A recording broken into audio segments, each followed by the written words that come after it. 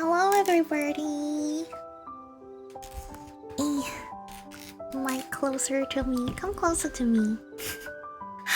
Come closer. Yes, I'm not muted. Woohoo! I did it. I learned from last time. I'm slowly getting there again, guys. I'm slowly gonna. The more I stream, the more I get into it. I actually tested my mic before I started stream. And it worked. Hello! Hello, Owl! Thank you so much for 23 months. Thank you. How have you been? How is everybody? Wow. The legendary Kingfish speaks. Oh wait, it has been too long. Oh? Glad to see you, Tofu. Thank you, Yucky. Yay! Yay! Number go up Fuse Rave. Hello. How are you? Thank you for 22 months. Thank you. How's everybody? Yeah. The reason why we're here is you make me sleepy. How do you do that? What time is it now? It's almost midnight here. And I thought I would talk a little bit. Last time we talked about only Final Fantasy, that was really nice, but I would love to talk about more what happened like the past month.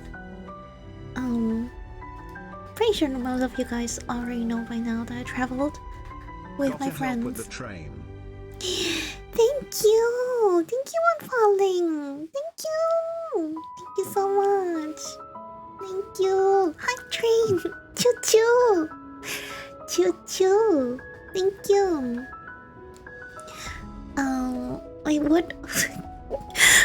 what day even is it today? It's Wednesday. I don't know why. It feels like a Tuesday. I went out today with a friend. It was really nice. I haven't met this friend since I think the last time we met was 4 years ago. So it was really nice meeting a friend after such a long time. We've been separated because of the pandemic. How dare! But finally, we're back together. A dear friend of mine also moved to Japan. We were looking together for like furniture and stuff. It's not like we're gonna move in together, but you know, I like to help. And oh god, everything's so expensive. But you know, you need to do your research in order to know the value and the budget. You know. And at the very end, we went to eat some oden.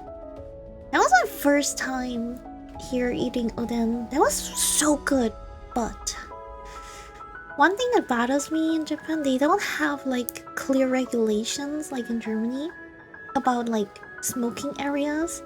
Some restaurants clearly say like no smoking inside allowed.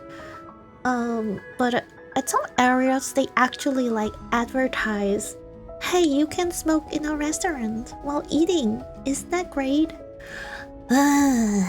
Why do people have to smoke while eating? Just finish your food and then do whatever you like with your life, but don't bother like the other people. Disgusting. Do they have IKEA here? Yes, they do. I've never been to IKEA though here. Oh, you seekers are so sugoi. I have not changed this working sound yet. Oh, thank you. Oh, I swear I'm gonna change it this week. I can't listen to this anymore. Every time I just freaking cringe. I can't. How do you guys keep? I'm so sorry for doing this to you. So sorry that you have to listen to this every single time. Oh god, thank you so much, Owl. I really appreciate it.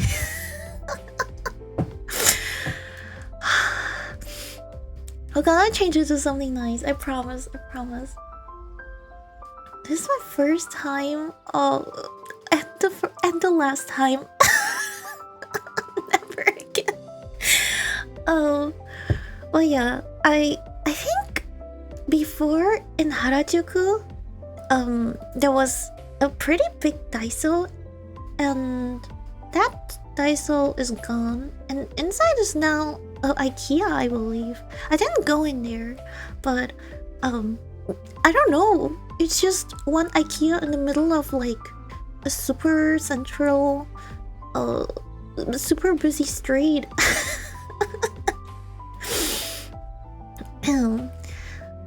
Yeah, but I would love to visit an IKEA here, and also eat the food. I have to compare everything. Oh, by the way, I have been eating like a bunch of times now at McDonald's. I never had McDonald's before. So now that I stay here a little bit longer, I get to compare food. Overall, I don't know. The fries are a little bit more salty here. I do not recommend the teriyaki burger. I don't know. The meat is just so thin, and in comparison to the bun is like so thick, and I don't know. Usually it's like all soggy, right? In other McDonald's. Here it's just like actually proper bread. Yeah. I don't know. I just go there if I crave fries, to be honest. That sound comes when you give. No, it does not happen. It will never happen again. I told you. That sound is gone. The Daiso in Harajuku is closed. Yes, it's gone. No more. I have to look. I really like shopping at Daiso, looking around. I have to find another big store. I don't know where to go. I have to look it up. Japanese IKEA hot dogs. Yo, that's why I go to IKEA. I don't go there to like look at furniture. I just go straight to like the, I don't know, restaurant part or bar part. Get my hot dogs, some katbola. How do you say katbola in Japanese? Katbola.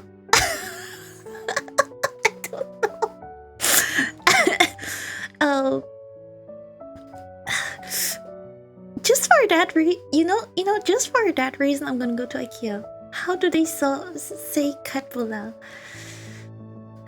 Hot dogs. American dog? I don't know. But I have not tried the Big Mac. I want to try the Big Mac. The Big Mac is always like the, signature burger, so we have to try that. No IKEA furniture for our future house, please? Oh no, I just want chicken. You can decide on our furniture. I don't freaking care. But I just want a chicken. We decided on that. Not only one, like at least two, so it's not lonely. Yeah. But yeah.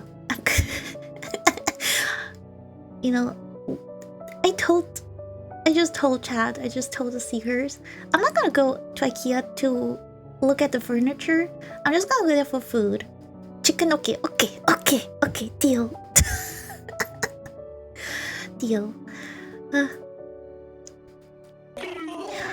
Thank you! 1 month wolf! Thank you so much for 8 months! Thank you! Thank you so much! How are you? Okay, okay, if you want like a very, very thorough report of what happened, I think the best is to head to Yuria's YouTube VOD channel. She just uploaded it, what happened. I'm not gonna go in like that much detail, to be honest. I'm just gonna tell like a few things that pop into my mind. So yeah, please check out Yuri, everybody.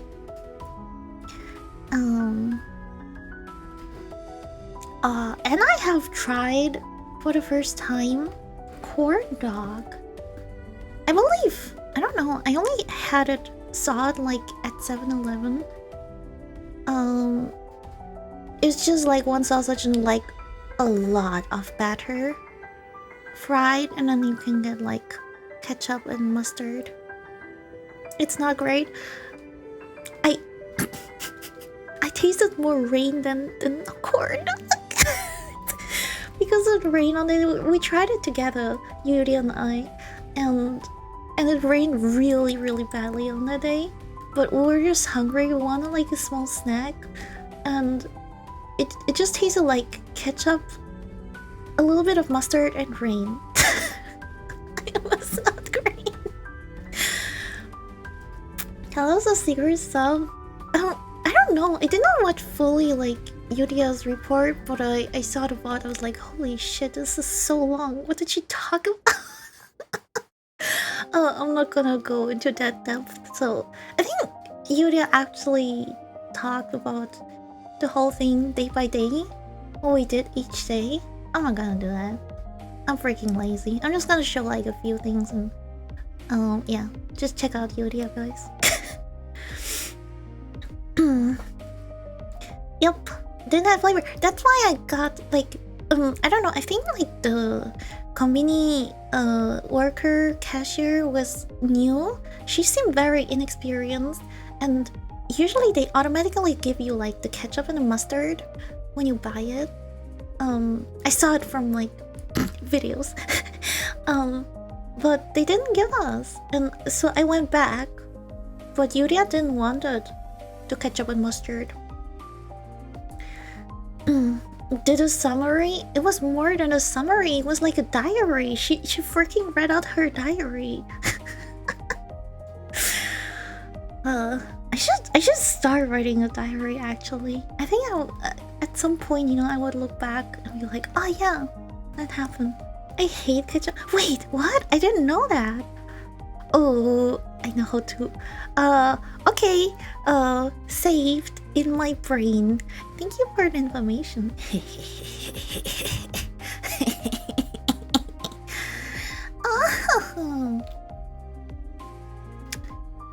Oh, I did not. Oh, I forgot some pictures. But whatever, it is what it is. This might just make me gag. Gagging stream.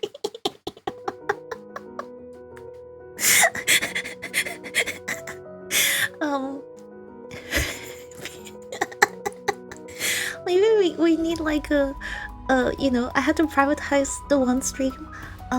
We need another stream. I think that part was really funny. I'm just gonna buy you all the favorite food. Yeah. It will be. Oh, I'm coming up with ideas. Batsugi. Well, Yuria, we wanted to do some games together soon, huh? I can't wait for it. Anyway, where do we start? So yeah, we were a bunch of friends together. And we visited. Okay, we had people who were first time in Japan, so we had to give them the whole weep experience first, right? So I think one of our first days we went to Akiba. And what do you do in Akiba? You go to a freaking Maid Café, and you know, walk around, look at all the weep stuff, go through all the anime stores, game stores. But we were hungry. We didn't have breakfast yet. We just freaking woke up, and yeah, we were very hungry. I went to Maid Cafes previously, but I didn't remember which one. So like the people asked me like, oh, where should we go? Because I walked around Akiba before, so I saw some Maid Cafes, and basically I was responsible for the whole day, for the Maid Cafe, for our breakfast, for our lunch, and I'm so sorry. Stickers are so sugoi. Yeah. On falling. Stop. I swear to God. Stop. Stop immediately. Stop it. I can't. I don't want to hear this.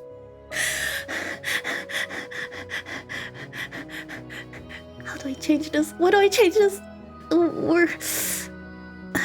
I need this. I need to change it. I know. I swear to God, I'm gonna change it. I'm gonna write it right now on the paper so I can change it after stream. This is the first thing I'm gonna do. Alright, change. 5 gifted sounds.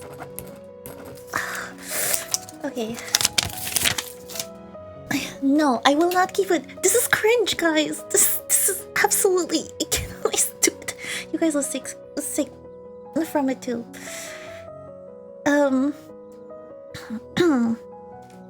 Keep it? No. No. You know we could add cute sounds. We could add music. Coward? No. You are a coward. You're not open for something new. Why do you want to stick to something we had for, I don't know, a year now or something? We want something new. This is getting boring. Nobody wants to listen to this shit anymore. Okay. Anyway, I was responsible. And I was like, oh, hey, let's just go to this one because we're hungry and it's like right at the station. So when you come out of the JR station, the first thing you see is like typical what you see in anime, like all the big posters, advertisements, and then just around the corner, you hear this Maid dreaming, nya nya nya nya. I don't know, I cannot sing it. It's just freaking annoying. They just imagine you're working like next to the Maid Cafe. You have the store and you hear the song like the whole day. The whole freaking day. And it never stops. It haunts you in your dreams. Maid dreaming. I don't understand. The poor people. How can they do this? This is torture. Anyway, we went in. And yeah, I'm good at leading the way. We went like up. Oh, this is the wrong entrance. And down. Oh, wait, they're telling us to go up and up. Wait, is this really right? We just went up and down.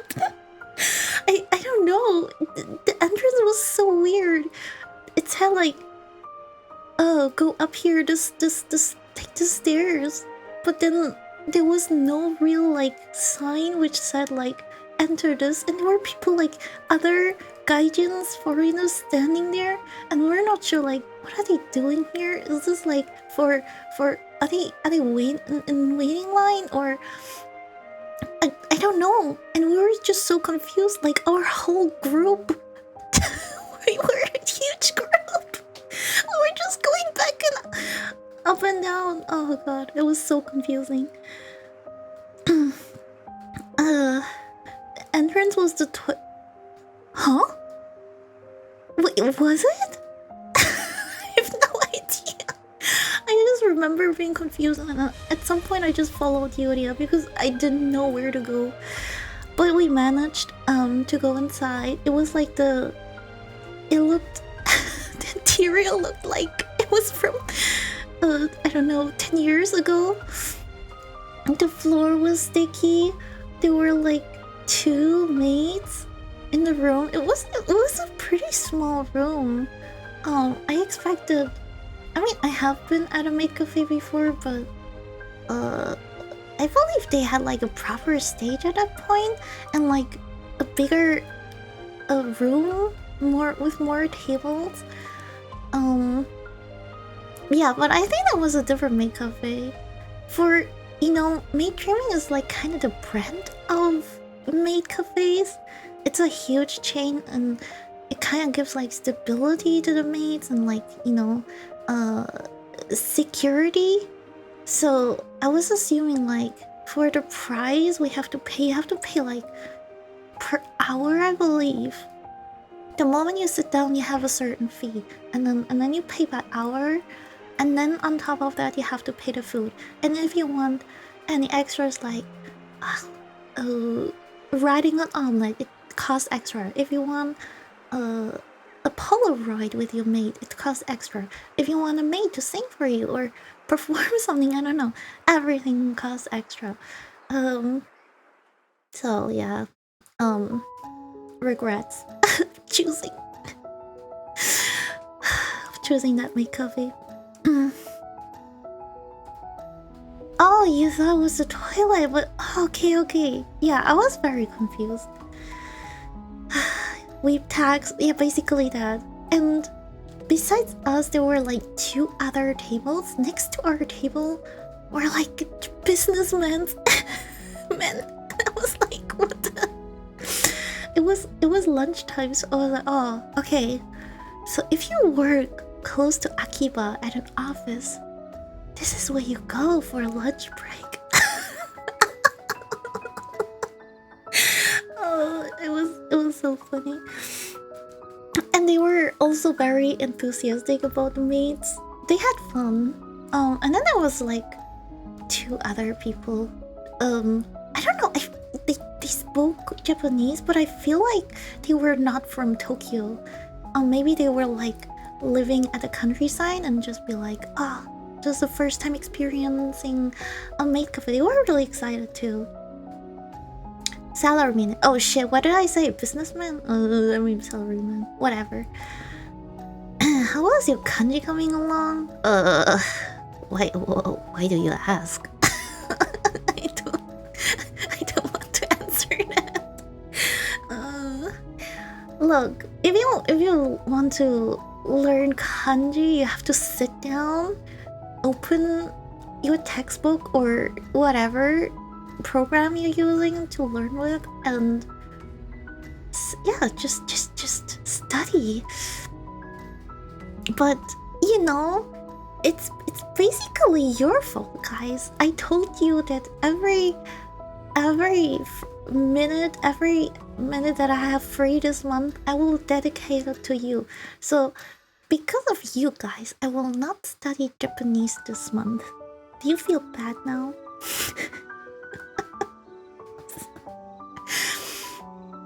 Yeah, because of you, my Japanese sucks and I cannot read. Yep, it's not my fault. It's not my fault that I cannot read many kanji. Kanji's like, no. I don't know. Why do you say this? Why do you say this? No. Look, there are plenty of other things we want to do together, right? Nobody here wants to study. In their free time, you're here to have a good time, like to get entertained, to hang out. We don't want to learn kanji.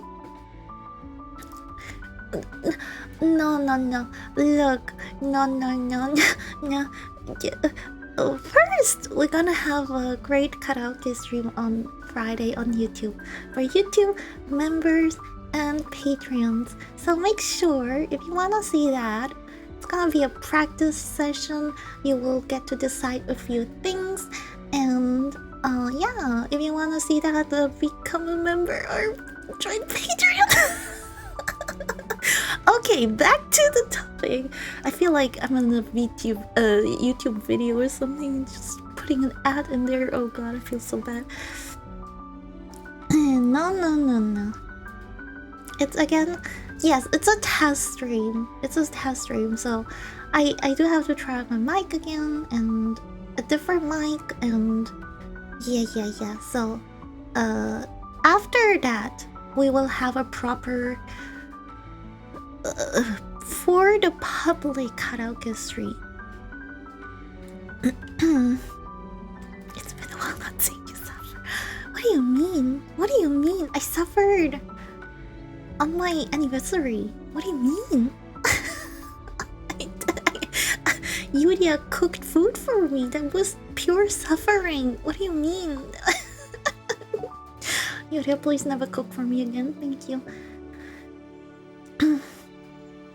Yeah. Oh.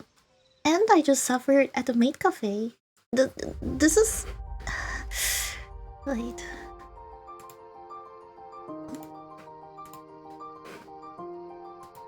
This is what I ordered. So because it was my breakfast, I didn't want anything sweet.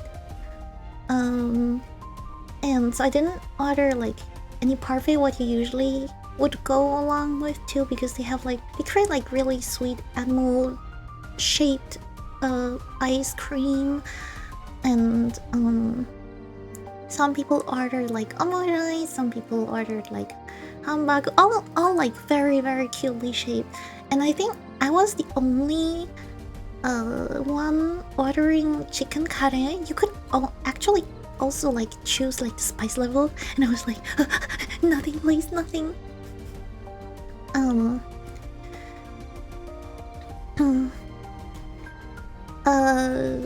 No, I want to do it with the lowest tier this time, right?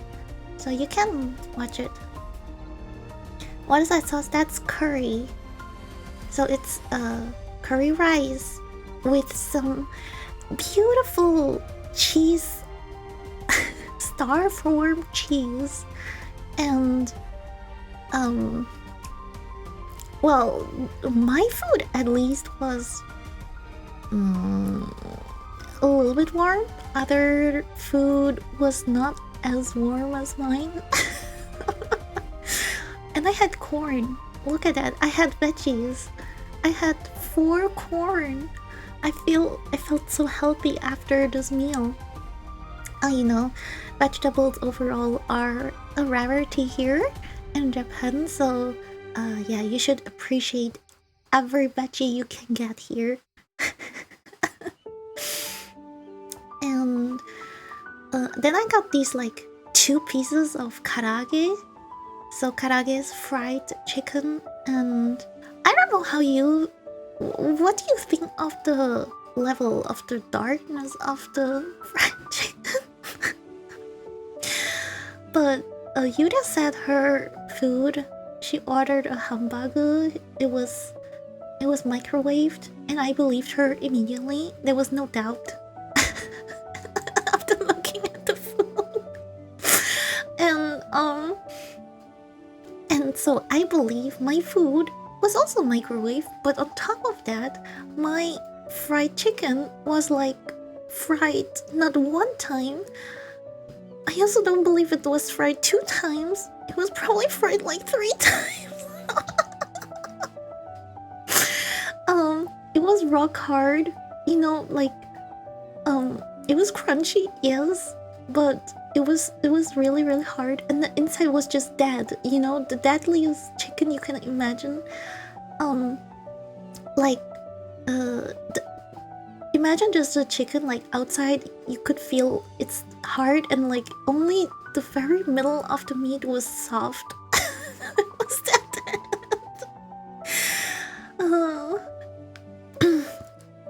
okay, oh, thank you so much for coming. I'll see you next time. Thank you again. See you. And yeah, but you know, I'm a good girl. I do not support like wasting food at all. Staring at Yuria, intensely staring at Yuria, immensely staring at Yuria, and yeah, you know, in Germany you say, if you don't finish your food, it's gonna rain the following day. So I was like, you know, of course I don't want it to rain. So I finished the full meal. But I don't know. Like after about more than an hour, we left the cafe, and yeah, I think it was like 20 minutes in. We went to like what is it called, that building? Radio Kaikan or something. It's like right at the station, and you have like I don't know how many floors, 8 floors of like just only anime stores and like yeah. So we went in there, and oh god, after 20 minutes, my tummy was like tofu alarm. I was like, no, don't do this to me now. We just started the day. Don't, please, go away. Tofu.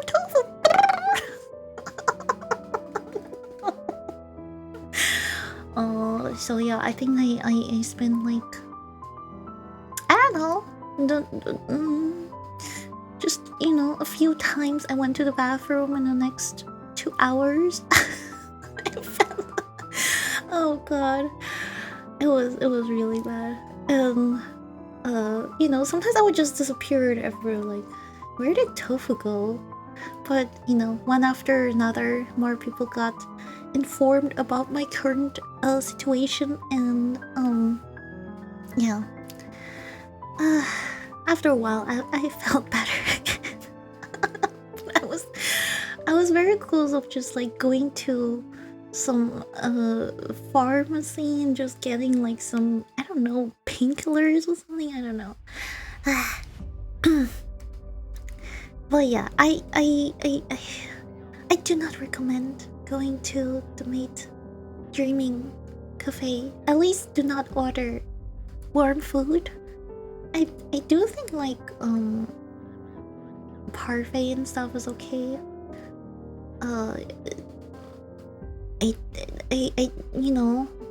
Ice cream, what can happen to that? But yeah, if next time, if there will be a next time, I will go to a different Maid cafe. There are so many other cute ones, and they put like a lot of effort into food and the whole presentation, and like put so much love into the room decoration. Just yeah, don't really don't go to the Maid Dreaming. You see immediately when you go to Akiba. Hello, Punch-san. Hello, Toa-san. Hello. What happened after that? What picture do I have? Oh yeah, more.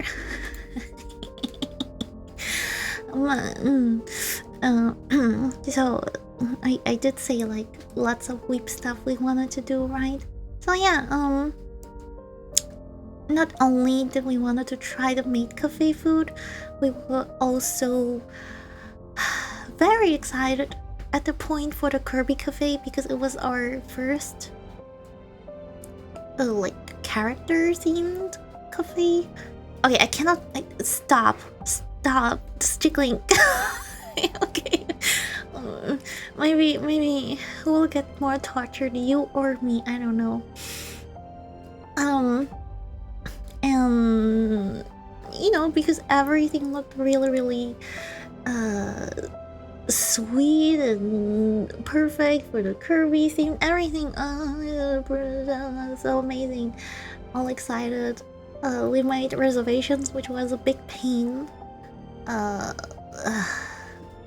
Just know, if you come to Japan, make sure to start planning your trip like in detail 2 months before, so if there are any deadlines for anything you want to see or experience, that you don't miss it. Like any kinds of reservations. So we had to do the reservation 1 month in advance. Thankfully, we saw that early enough, and we managed to get in. We ordered a bunch of stuff, but I guess like presentation-wise, this was one of the highlights. Everybody ordered like at least one dish, and we just before we took a bite, everybody was like busy with taking pictures, and this was the last one, I believe, to appear from the things we ordered, and by then everybody was full. And remember what I said, I hate wasting food, so I took it to my how do you say, task, my responsibility to finish this freaking car. I think I ate like 80% of this freaking dish. I was happy when somebody would like take the spoon and take a bite, but so the car, the Jiggly, it does not come with a lot of taste. It has a very, very faint like fragrance of strawberry. Inside there was like how do you say, sponge cake with some cream. The wheels, the star is a cheese, so that was really weird. Like the chocolate and the cheese, to eat that together. I'm not a fan of that. That was disgusting. And oh my god, I don't know if you see it, but on its butt is apple. that was the only like healthy thing on the plate. So yeah, I also, of course, I lacked great amounts of vitamins at this point, and I was very happy about eating the apple. You see how small that slice is? And I don't know. It did not have a lot of taste.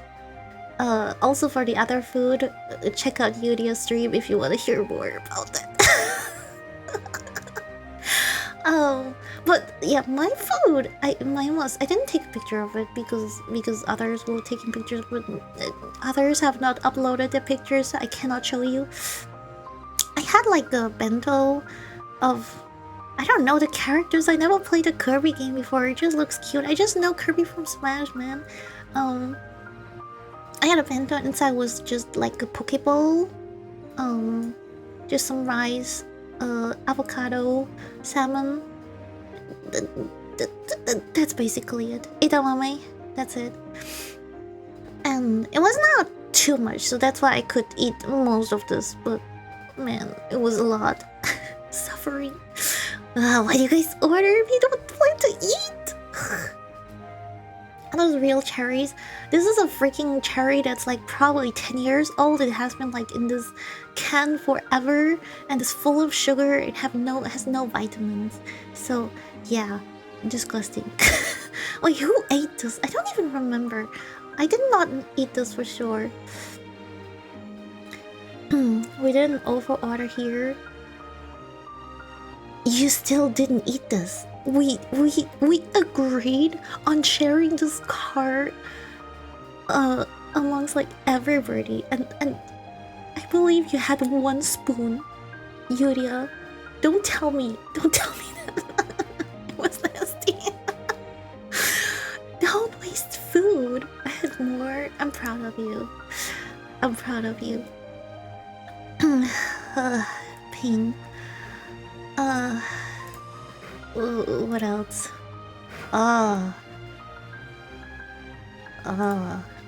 Yeah, we went to Disney. The Disney food was better than any character-themed cafe food. That's a plus.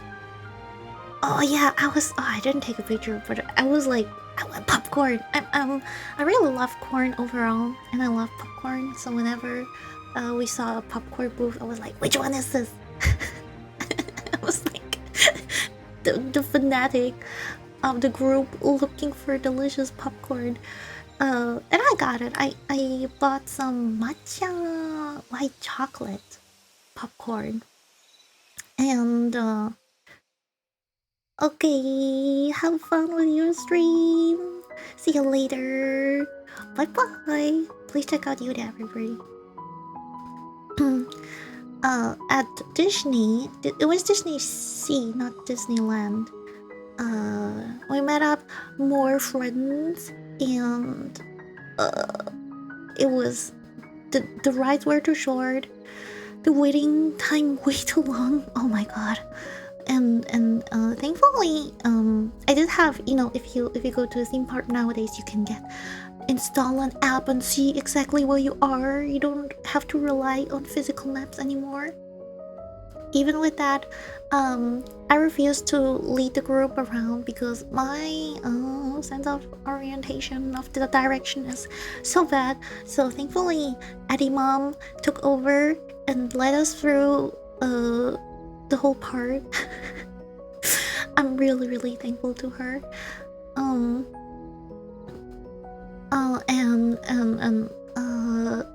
This attraction was really, really fun. It was a Indiana Jones attraction. I think this was the first attraction where we were like full group, and you were sitting like in a car, in a big car, and I was the person sitting at the steering wheel.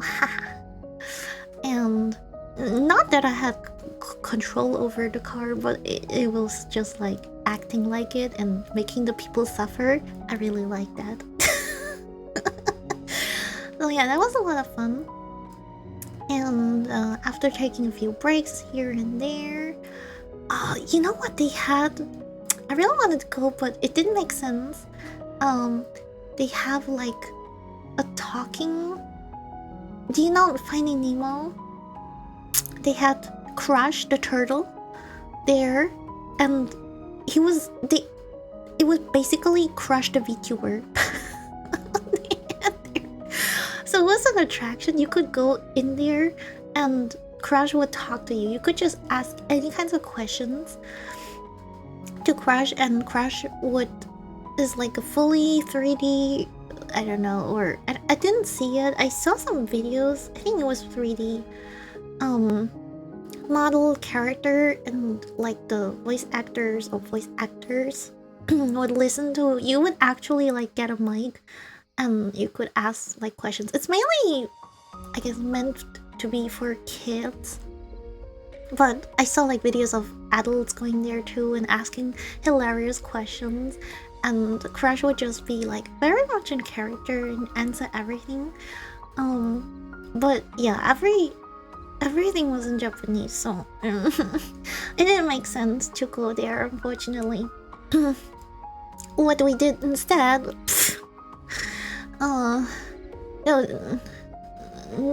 there were quite a few rides throughout the day, and for the final attraction, they somehow convinced Cats and me. Look, we were the only people from the whole group who are like really, really, really afraid of like horror rides. We don't like it. And I was like, if Cats will go, I will go. And somehow they convinced her, and then I had to go too. Wait, I think that's the next picture actually. Yeah, so this is it. This is the tower. I don't know. I don't even remember what it's called. The tower, the hotel of horror or something. I don't ask me. But this is how it looked like. You know, when we went past it, do you see like the? Oh, maybe. Wait. I can.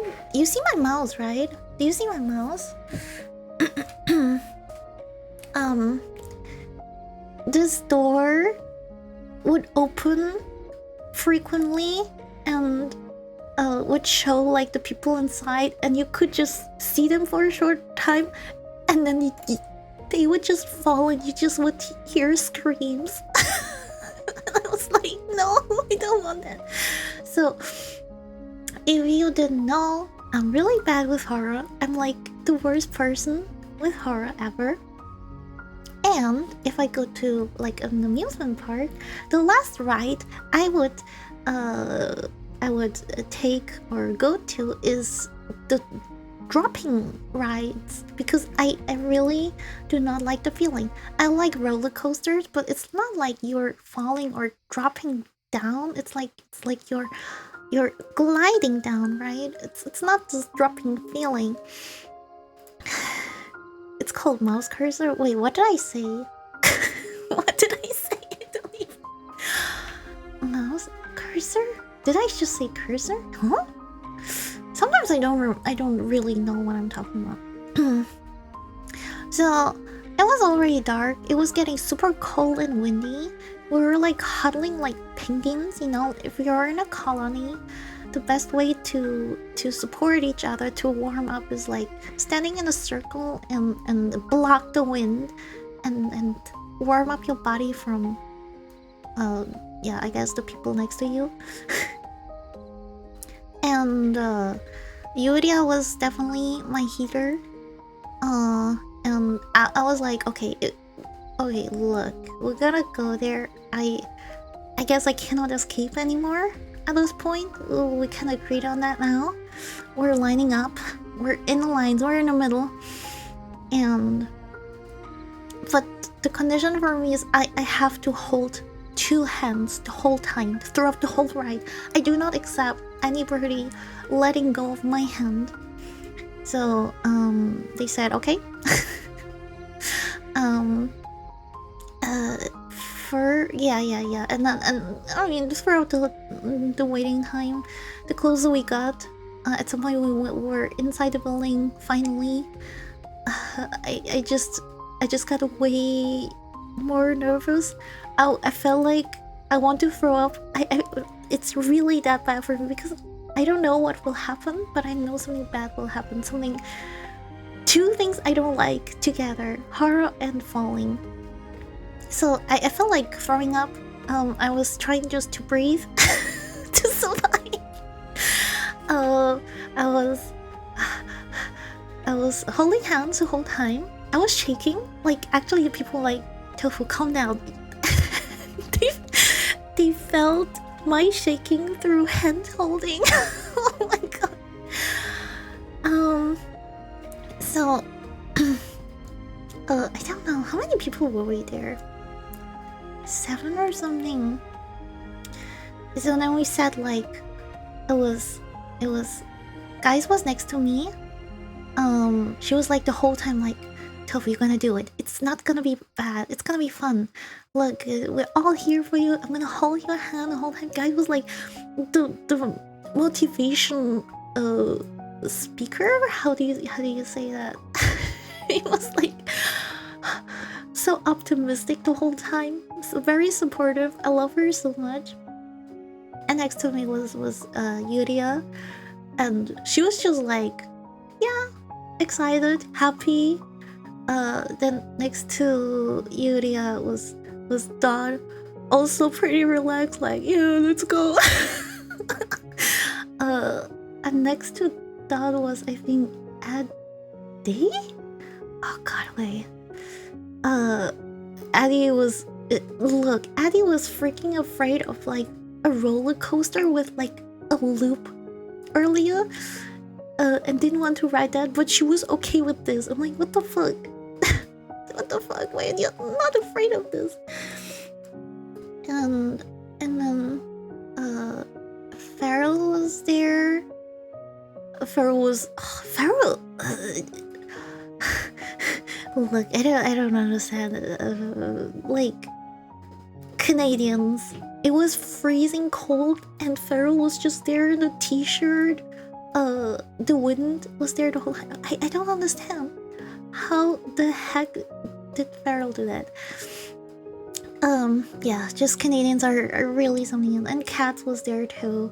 Kat was afraid too, but gosh, once the ride started, I think she had the time of her life. She had so much fun. I was just screaming nonstop. You know, it was like I felt like in space at some point because I was just floating. My butt was just not touching the seat, and I think I almost, I don't know, killed the hands of Yuria and Gaius. I squeezed them so hard. But oh yeah, you know, I confess, after getting through it, it was not that bad. I just, you know, this is how you get through the ride. You just assume the worst things ever, and then once you're in a ride, it does not happen. You're like, it was not that bad. This is how you do it. This is how you survive these rides. So yeah, my plan worked out perfectly. And And I swear, just imagining like the faces. And you know, the best part is after we went out of Disney, guys told me like, you know what, actually, Tofu, actually I was also so freaking afraid. And she just put on like such a brave face. It was like trying to calm me down. She's like the sweetest soul ever. And she was like, I was freaking out. I was so scared of this ride, but I couldn't show it because I didn't want to make it worse for you. I was like, you're so sweet. Oh, she's so sweet. So yeah, thank you so much, guys. I love you. Really. I never expected, like, you know, I met like a lot of people in March with this trip. A lot of people for the first time. And I never thought that we would like harmonize that well. I didn't have like we didn't have like any like misunderstandings or I don't know, like any conflicts. It was just we're just loving each other the whole time, just hugging each other, showing appreciation that of the friendships, you know, and that we were there together. I didn't feel like this for a very long time, and I'm just so glad that I made these, that I met them, and they are all so lovely people. I love them with all my heart, and I had the best time, I swear. Since I came to Japan, this is what I needed. Like, it was so great. We were always like, holding hands and hugging each other and sandwich. I mean, like you know, just having group hugs the whole time, just totally out of nowhere. There was no reason. We just felt like, I want to give you a hug, and others would join, you know. It was so great. I miss them a lot, and I wish I could go back a little bit. Yeah, but that was like throughout the whole thing. Yeah, and I don't know, it just clicked. We didn't have, you know, sometimes you have to know each other for a longer time or like talk more. Also, like, usually in a bigger group, isn't it like more chaotic? It does not get too personal and stuff, right? You mainly like focus on the fun, and you don't have like in-depth talk. But it was not like that for us. It was very, it just felt so familiar. Everybody was just so relaxed, and it's just, we know that we can trust each other. I think that's like a very good base for this friendship, I guess. Yeah. Yeah, but oh wait, what happened after that? Oh yeah, we went. So on my Hokkaido trip, I got to learn of this cafe, which later I would find out that it's like a chain throughout Japan, and they have like a cafe in Tokyo too, and it's like the most fanciest parfait place I've ever seen. They change like their menu, I believe, like every month, and they come up with like new creations, and they describe you exactly in detail what layers are in there, which ingredients, and they come up with like super fancy designs. So I was like, I want to show this to my friends as well. And it tastes delicious too. So this was mine. I don't remember the name, but it just reminds me of Belle from Disney. This was on a different day. This was not Disney. Yeah, we like waited in line for longer than I have expected, and but it was worth it. Everybody was like surprised by the delicious parfait, and you could even eat this rose, um, made of dried apricot or mango. I believe it was apricot. This was no. This was mandarin. This was mandarin. It was like I look, you get like a info card. I don't have it right now here with me, but you get like an info card. What exactly is in there? It was like a mandarin cream parfait, and guys really likes like earthy taste. Like that sounds so weird, but guys loves eating flowers.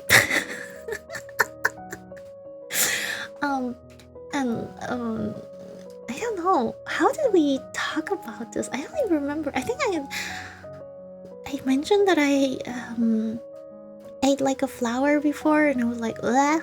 And guys were like, oh, I love eating flowers. I was like, oh. So of course, this flower, this rose, I gave I gave guys. and she delightfully devoured this rose. And later on, you know, it was the start of like sakura season. Lots of food have like sakura flavor. I don't really like sakura flavor. I can eat it, but I would never like order food of it. It has like a very earthy taste too. I don't know how to describe it, but yeah, guys like that, of course, as well. So she just likes flowers, eating flowers. Some flowers can be yeah. I mean they can be eaten like this rose. It was edible rose. That's why it's in there, and I gave it to guys. I would never give guys you know, flowers you cannot eat. You know what I'm gonna do? If I see guys next time, I'm gonna give her a bouquet of flowers, of edible flowers, and then she can eat them all immediately. Oh, the whole bouquet. Like, I don't know, which animal likes eating flowers? Like a horse or something? This is on my bucket list now. I'm gonna give guys a bouquet of edible flowers. I wonder how big the bouquet will be.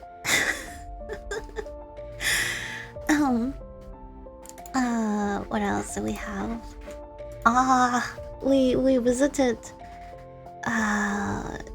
Shibuya at some point. You know, we want to go through like all the hot spots in Tokyo, and of course we went to Shibuya too. And I heard of it before. I saw it on Twitter, and I was like, oh, I'm gonna go there later. And I thought I would go there myself, but they were also interested in seeing it. So yes, we just went there together, and we stopped by that place like 20 minutes before closing time, and I was not aware of it. I was just taking pictures of everything, taking videos. Videos still have to be edited, and I was just, you know, fangirling the whole time. I freaking love Final Fantasy. I was like looking through every item there very slowly, thinking, oh, should I buy this or not? And I did buy a few things, and you know, I was like happily taking videos. Like, thankfully there are not a lot of people. I didn't even put some thought into it. It was like closing hours, and when I was like the last person in the store, went to the cashier, and I'm like, oh, okay. I paid, and then I saw something new. And then I was like, I wanted to look at it. I just saw it from like a different angle, and I was not aware that I had those two. And I just wanted to, you know, if you want to take a closer look, you just wrap it and put it in front of your face. And Steph was like, no, no, no, no, no, no, no. I was like, huh? Wait, why? Why am I not allowed to? And then I said like closing, the closing. Like, oh shit, wait, what? So yeah, then while I was heading out, I saw more things. I was like, oh shit, I have to come back. I have to come back. It was not the only thing I saw. And at a later point, before we left Tokyo and left for Hakone, we went back here, and I bought even more things than on my first visit. Yeah, I love Final Fantasy, and you know, it's just like I bought like the cactus, Tomberry, a Moogle. I didn't buy a Chocobo because I didn't like, you know, there are like different designs throughout the Final Fantasy series of different Chocobos, and I didn't like that design. So I was like, I just want, it's just so iconic, you know. I just want one of each mascot and just put them in my apartment. So yeah, I went a little bit crazy there, and yeah, my friends were like kind of waiting only for me because I couldn't decide what to buy, but they were really patient and really sweet, and they were like, because I don't buy a lot here in Japan overall, and I guess like them seeing me going crazy over something finally, because like you know, for the other people it's like they're on vacation here, they want to look around at a lot of things, buy a lot of things, and maybe it's their first time, so they're like taking the time, and of course I'm like waiting patiently for everything, and I get excited with them because they're like, you know, they're spreading so much energy, and it's fun to see them so happily. And I guess it just came back because I was the only person really excited about the store. So yeah, they were just sitting there and waiting. Oh, you seekers are so sugoi.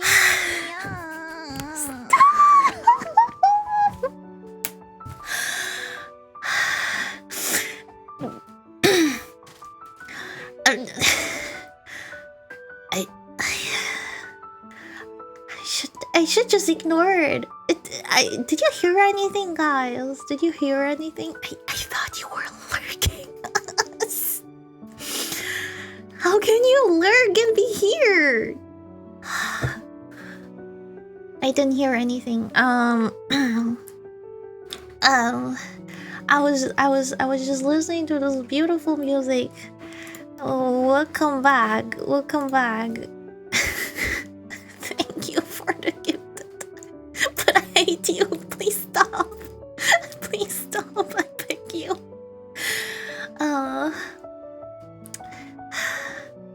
Anyway, next thing was we visited Asakusa. Asakusa is like a place with a huge shrine.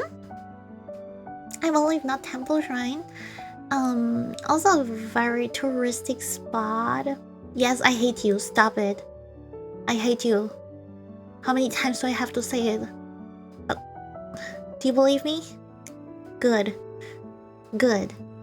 And it was my first time ever renting a kimono, like getting properly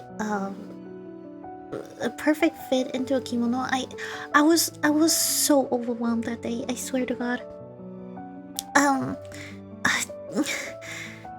We went into the store. We made the reservation like I think I made it like 1 week ahead. We were really lucky that we even got like reservation for such a big group, and as soon as we enter the store, they immediately start their routine. Like, these are the standard kimono. You can upgrade them. These are 1 star. These are 2 stars. You have to pay more for them, and it goes higher in the price. And I was like, okay. I'm just curious, how much is like the highest tier of kimono? I was like, how much was it again? Like 300 or something? I was like, no, thank you. Or I think it was even more. I don't remember because I was just like, too much. Let's go back to the standard. I'm pretty sure we will find something nice there. And there were like different patterns, different colors, and I was just so overwhelmed because I'm not particularly talented in like choosing designs, also like decoration, interior, like make combinations of to make it like look nicely. I'm not talented in that. I am well aware of that. That's why I tend to wear white, as you see, because I know white fits me, and so I just stick to it. You know, you have one rule, like, oh, this looks nice, so I just keep wearing the same thing. And yeah, I asked like the others a lot what they think about it because I had no opinion of myself, how I should look. The others helped me a lot, and then it was just like, okay, next station. Now you choose. Wait, what was the next station? Now you choose your obi. Obi is like the thing you to keep like the kimono kind of in place. It's like the fabric around your tummy. And at that point I was just too overwhelmed. I did not know what to choose, what would fit to my kimono, and I was just I was asking for like the the shop owners, the employees for help. I was like, I don't know what fits to my kimono, please help me. And they were just like showing me different things, the different obis, different designs, and I was like, I don't know. I had no opinion. And they got pretty desperate with me. So they were like, you know what? Just skip this. You can do this at the very end. I was like, okay, you know what to do. Like, sometimes you have to wear the kimono first, and then you can get like a better image of how it will look together. So next stop, they would like start putting me into the kimono, and then I had to decide my bag next stop, and then I had to decide what kind of hair I want, and then I had to head back to my end boss, the OB again. Here I was, in my kimono.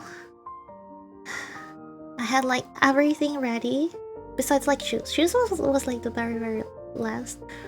Standing in front of the shelf again, comparing a lot of obis again.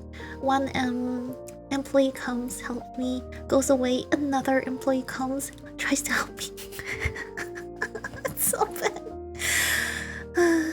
But at the end, I guess we did find something. And I was still not sure if it looks good, but now that I look back, I think that was the best I could do.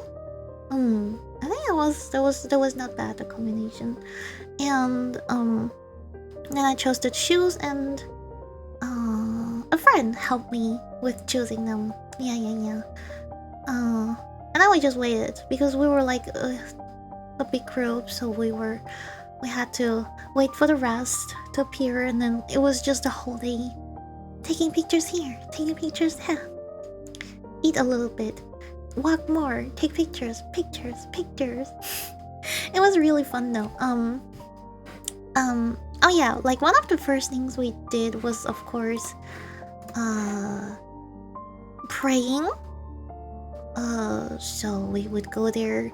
There were so many people in kimono too. Going there, throw in 5 yen, clap, clap.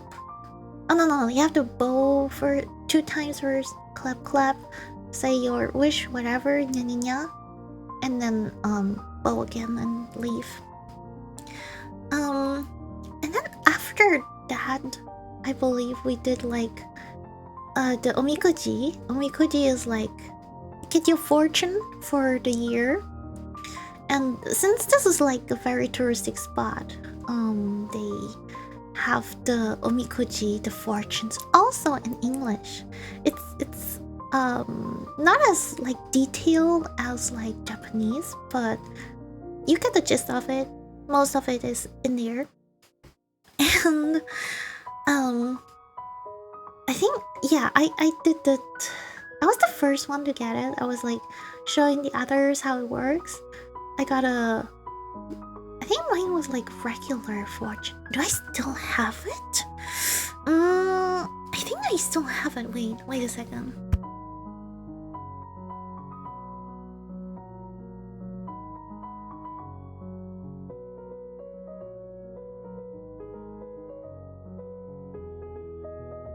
Okay, I found it.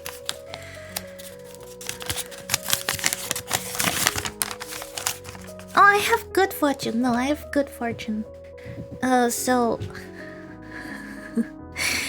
it says red clouds move and cover your way, and sign of being fortunate is always on your way. An arrow you shoot always gets a target. Everything you do will get quite well. Your target deer runs far away, 1,000 miles ahead, so you should watch the direction of your arrow. Nobody knows that a deer will run away so far. You should not have an excessive desire. Okay. And then it says like your hopes will come out to be true. You should know about yourself. Recovering of sickness is hard. That is definitely true. I was sick for over 3 weeks. Over 3 weeks this year. Finding the article you lost will be hard. Yeah, I lost something. I just lost something recently, and I don't think I will ever get it back. But I accepted it. The person you're waiting for will show around. There's no problem of building and moving house. There's a little bit worry about traveling. Why? I plan to travel a lot this year. Why does it say? There are no worry about marriage and employment. Wow. Yeah, so this is my fortune. I read that my next few pulls in Genshin will be very successful, so you should definitely check out my next Genshin stream. I will do viewer pulls again, so make sure to either join. Yeah, just join Discord. I will keep you updated there.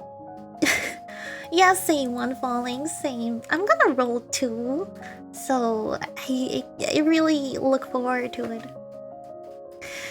And I think like who went after me? I think it was like guys. Guys also had like good fortune. Farrell also had good or regular. A few people had regular. Eddie thing had like the best, excellent. Dot had also like the best fortune. Like whoa, we were freaking out one after another because people like kept getting like the best possible fortune. And then And then it was Yulia's turn. I'm pretty sure some people have already heard from her stream, but she was like the last in line. She's like, "Oh yeah, let's go, Fortune!" And you have to shake this box with sticks, and there's like one, I swear, one super tiny hole which just like fits perfectly that one stick will come out. So she's like shaking that thing like crazy, and one stick falls out from the shaking and falls on the ground. And I was filming that too. I have videos of that. And she was like, "Oh no!" And then picks up the stick. We go to the number, and she picks out the sheet, and it just says bad luck. It was so funny. I couldn't believe it. Yeah, it was just so funny.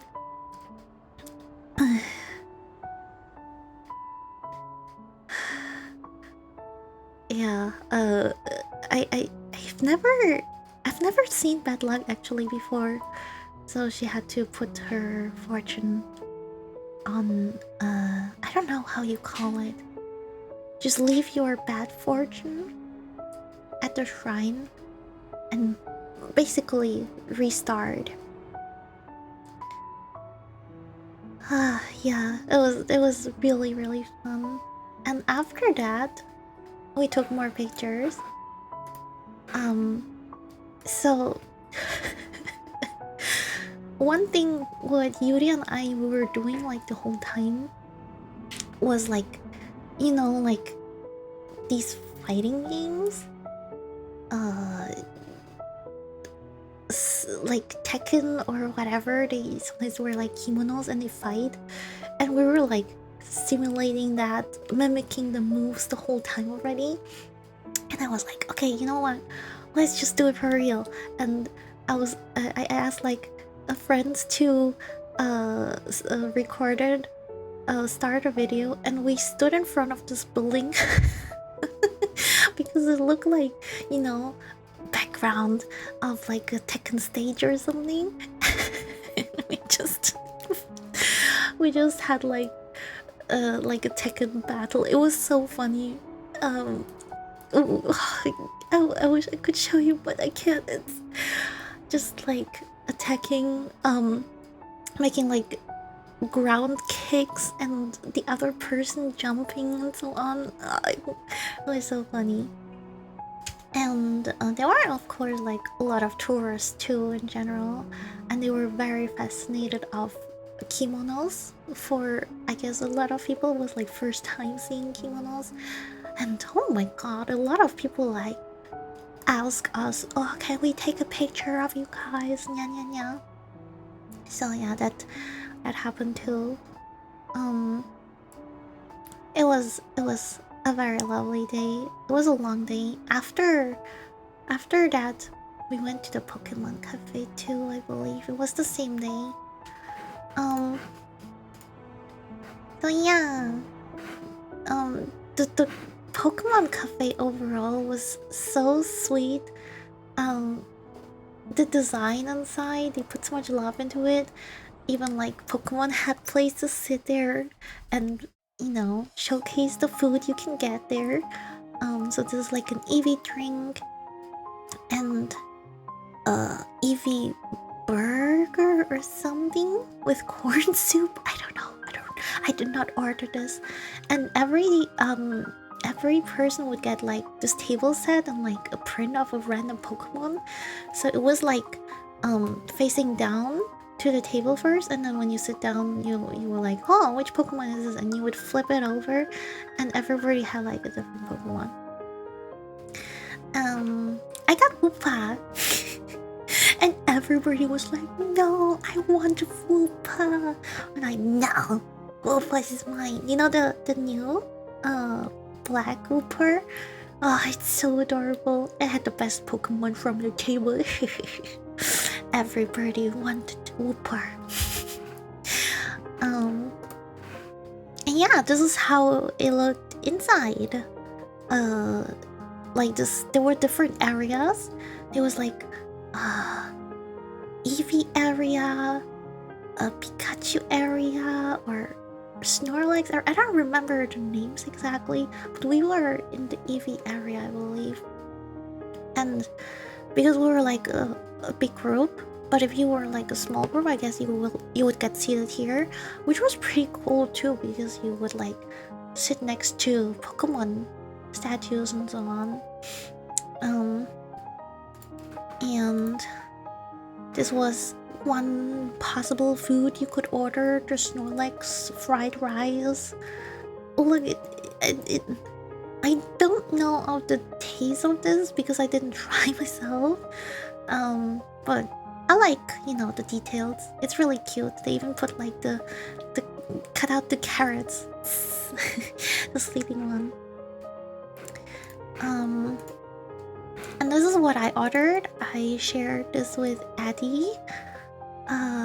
We had this was basically just sponge cake with a lot of whipped cream, some vanilla custard, I don't know, pudding which got hard, some strawberries, and some mochi inside too. That was really good, but we killed it immediately. It took forever though to finish this one because we were just so full. We had some food before we went there. Oh yeah, we had some tonkatsu. Because we were like previously we didn't get like we didn't get full because the food was not good from the previous theme cafes, so we assumed that the Pokemon cafe would be the same. So I just wanted to like drink something and eat a little bit, look around. Other people got like Pokemon cafe exclusive merch and stuff, just for that, for the experience to share it with the friends. I was not in particularly like super excited of ordering food and anything, so that's why we just shared. And I also got a Metamon a Ditto drink, but I cannot share it here. It's a little bit too revealing. So no picture of that. And then guest came by. Wow, Pikachu, so exciting. Who would have guessed that Pikachu would appear in a Pokemon cafe? Yeah, that was a really cute show though. We had to basically like clap along, step along, with the thing. If you're happy, how does it sound again? If you're happy, it, clap your hands. Yeah. So yeah, that's a very Pokemon-ish song we had to clap along to. And after that, we went to Hakone. This was our accommodation. It was like very traditional Japanese. That was really cool. We got to sleep on futons, and there were games there, and it was really, really cozy. I had a really great time here with the friends. This was like the only location where we could chill. Yeah, look at that. Tatami. It's so comfortable. It's really nice to walk on tatami barefoot.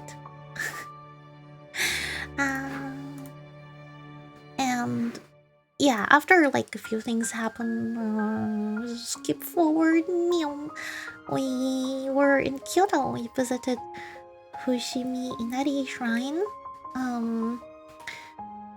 We had the worst tour guide ever for Kyoto. So we thought like, okay, let's trust our lives to Yuria for one day. She came up with the brilliant idea of renting bicycles for the day to explore Kyoto. I agree this is a good idea because like there's so much to see, and sometimes trains are a pain, and a little bit of a workout is nice. You get to see more of Kyoto. But what does this Panada do. She almost like killed us like several times. Yeah, definitely do not recommend choosing Panada as your tour guide, especially on a bicycle. Yeah.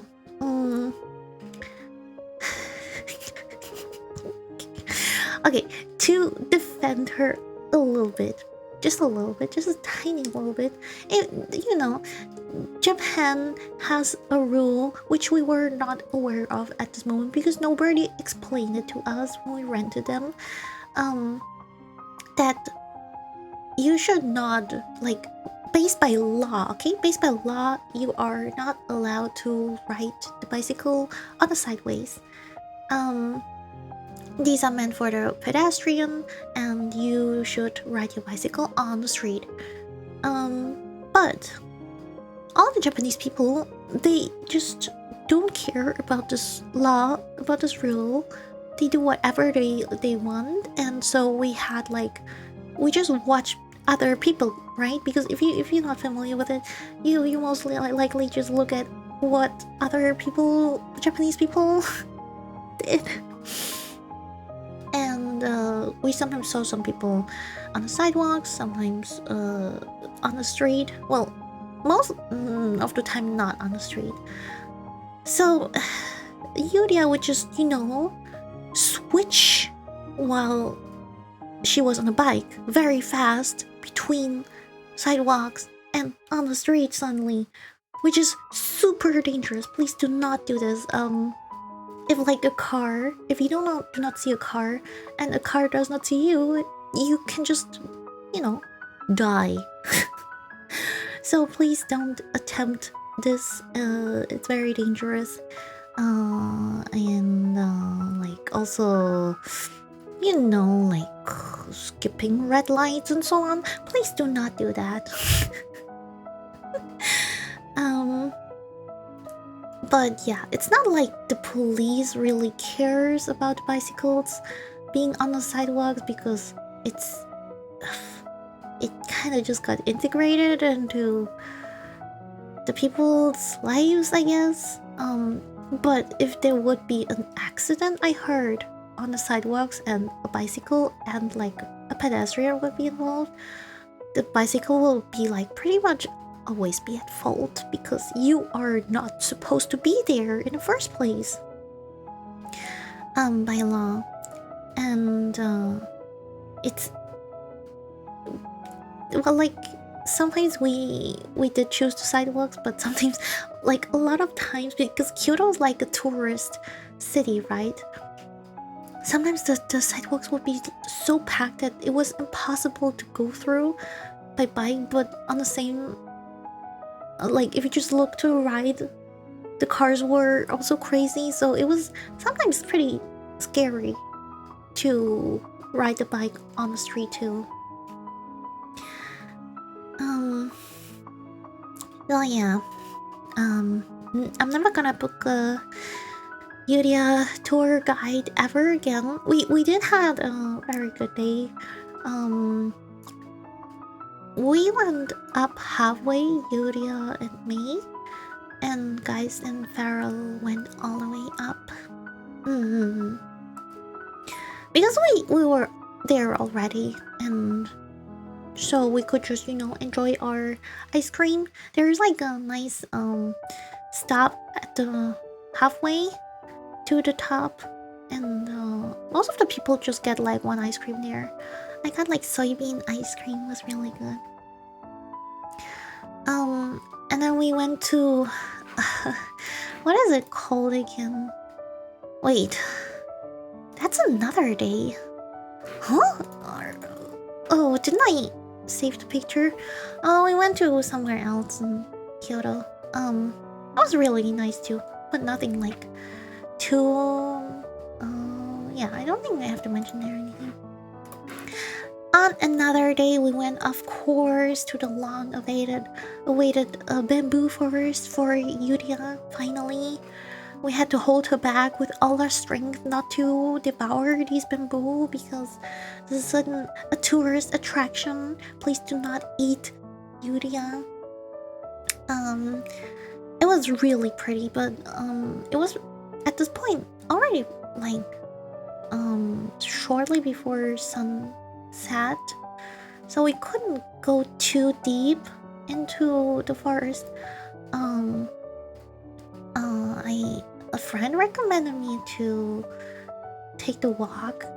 It's like 2-3 hours, and then it's a little bit of a hike, and then at the top is kind of like a monkey park or something. I didn't go because we didn't have the time, but I would love to do it next time. Looks, I like these kinds of walks. It was really refreshing. It was not too hot on the day too. And yeah, that was like, oh, we had to say goodbye. And then yeah, that was pretty much our last night together with like guys and Feral. I bought this cake as a goodbye present for everybody. Final meal we kind of had together.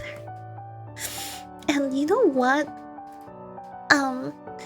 So we bought this cake together at like a department store, and they put in like ice packs or like cooling, no, not ice packs, cooling packs for the journey home, because this cake contains cream, and you know, and you should try to keep the cake at a low temperature the whole time.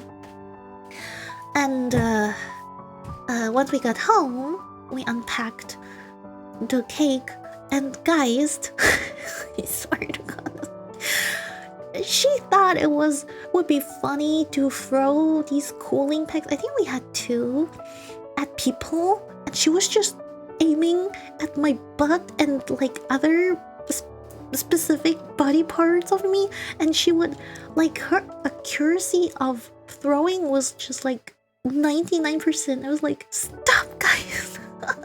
Stop. Why do you do this? She always hit the spot she wanted to hit. I'm like, what the fuck? I don't know why I deserved it. I bought cake home. I thought I would, I don't know, kind of appreciate it, but instead she just froze these cooling packs at me, and I tried to throw it back, but I just missed like 99%. Pain. Oh yeah, we had a lot of fun there. And then we went back to not Tokyo, Chiba, because of the Holo Fest. I was like, you know, since I'm already here in Japan, and it's the Holo Fest is also here, we're both here, maybe I should go too and check it out.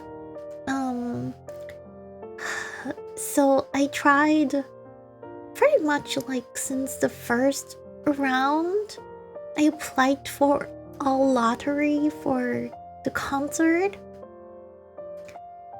I don't know, are you guys aware of how getting concert ticket works here in Japan? If you're not, so just a short explanation. If there's like a very popular concert event going on, you don't get the chance to buy these tickets normally at the beginning. Because there are like, there's an overpopulation here in Japan. People would get too excited and go too crazy if they would like go out all on regular sales. So what I do is like giving everybody like a kind of equal chance of winning tickets. So only if you have a Japanese mobile number, you can apply for these lotteries with your mobile number, up to 2 tickets. So that's what I did, and there were like several rounds, didn't win any of them.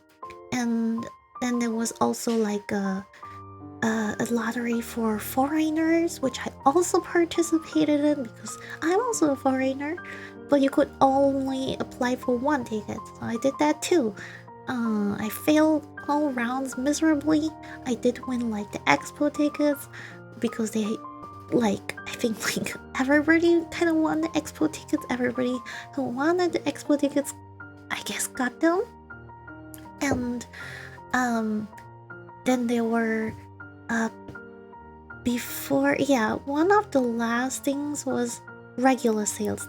They had like a small, I don't know how small, but I believe after so many lottery rounds, also like regular sales ticket going on, and it was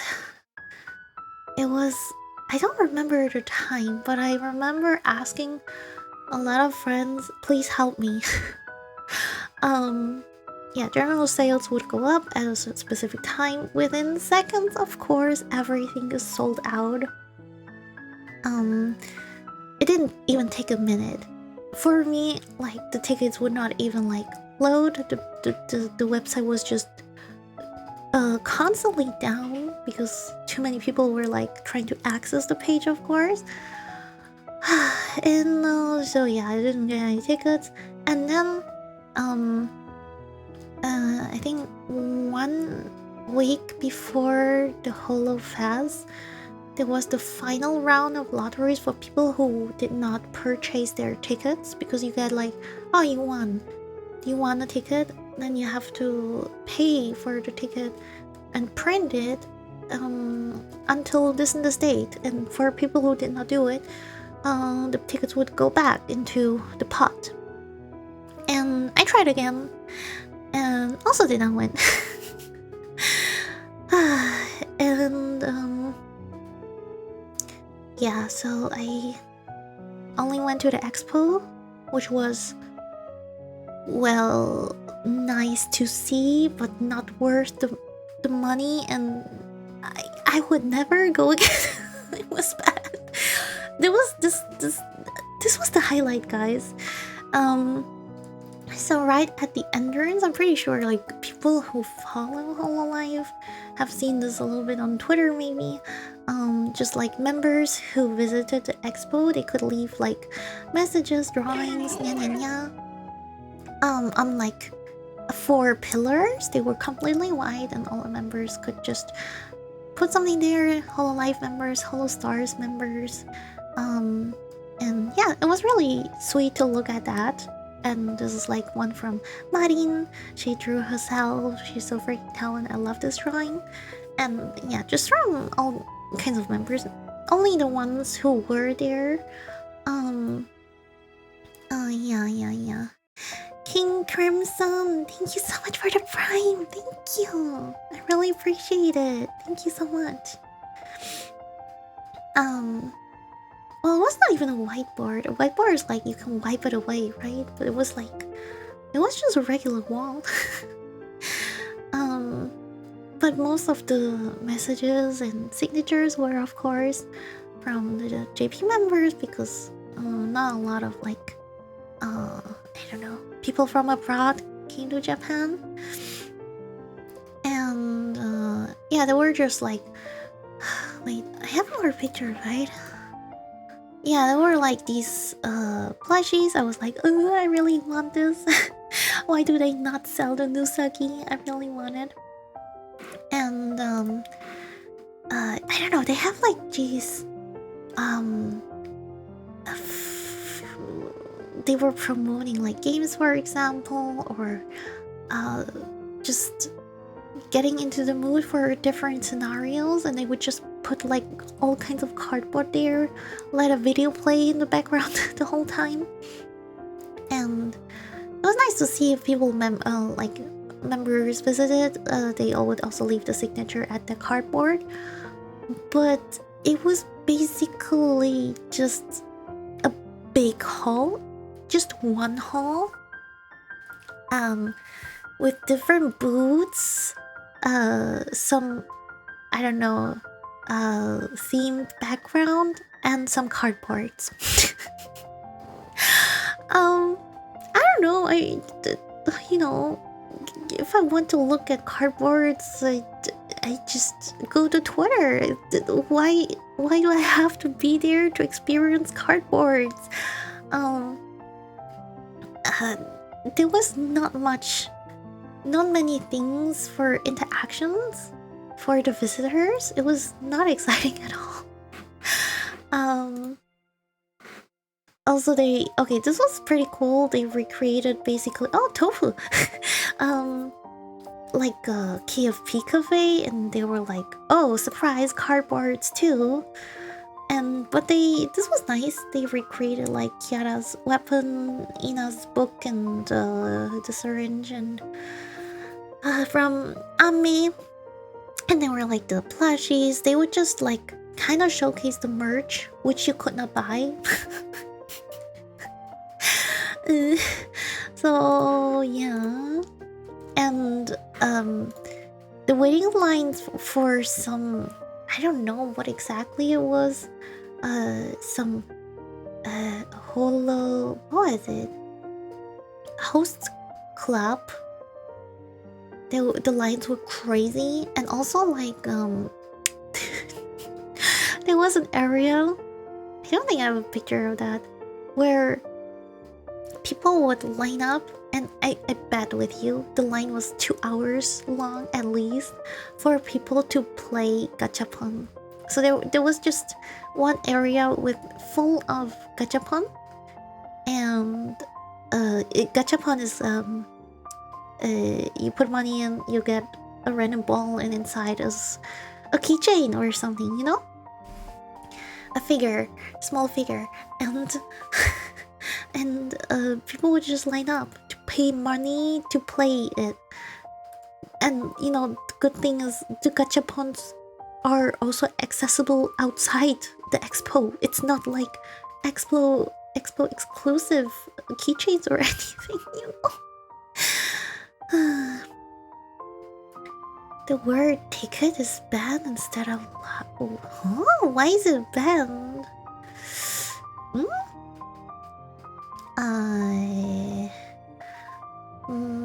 Yaki, could you check why the word ticket is banned? Did something happen in the past when we banned that word? Is it good gachapon? No, it's just like gachapon you can also get like outside. So it was not worth it. And there was like no restriction for how many gachapon you were allowed to get. So people were just like, once it was their turn, they would not stop until the whole machine is empty or they don't have any money left. What is the, like, people in line just wait forever because there's just one, or like 5 douchebags each on every machine, and not leaving because they just continue playing forever. Yeah, there was one part of the expo.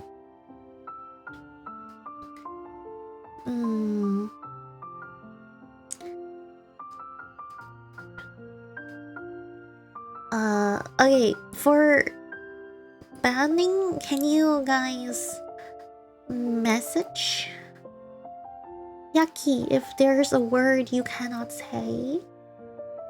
Then Yaki can check in each case. Thank you, Yaki. Can we get some hugs for Yaki? Thank you so much for checking and being here. And then the only thing that had like a short line was this, because they were like advertising 3 perfumes, and because the people would just walk by and take like a paper, here, this one, and this would smell like the perfume. So this was like, oh, this is how you smell the perfume. So I just like walked by with Yurian, we took one piece, took a picture, and then moved on. So there's a Kanata. I don't remember the smells anymore.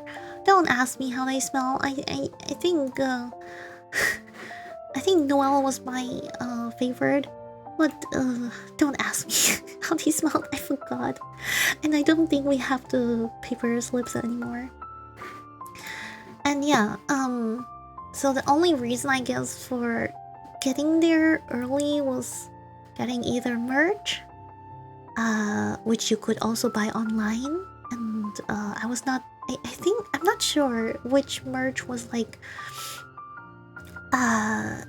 for expo only, but the lines were crazy there. There was like a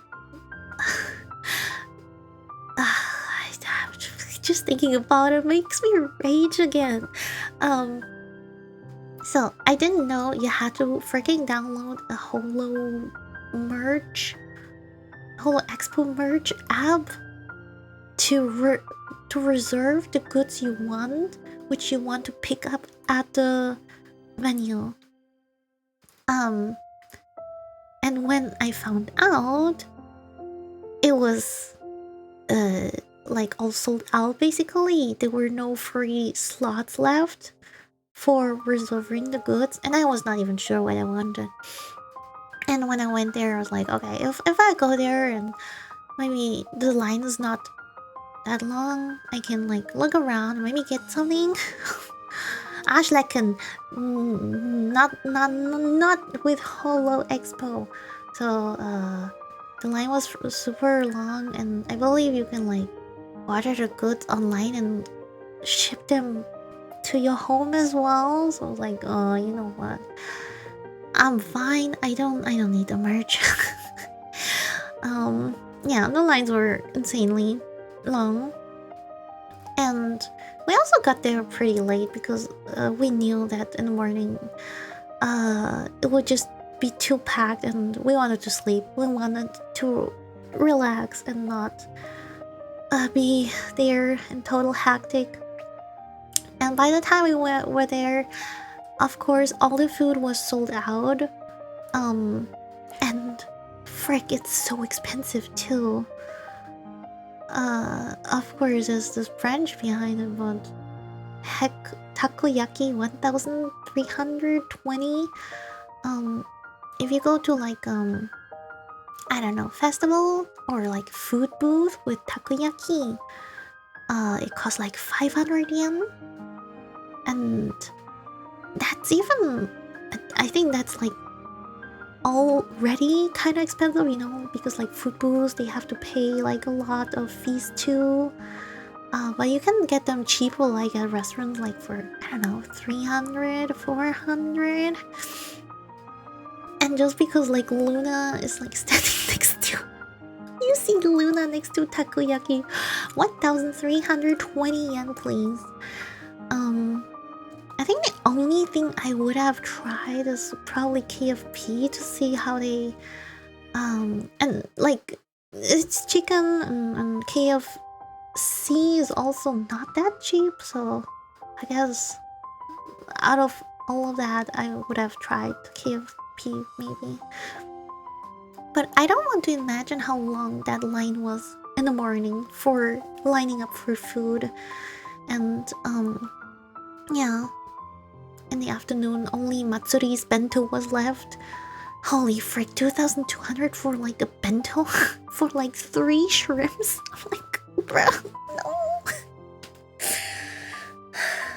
That's way too much.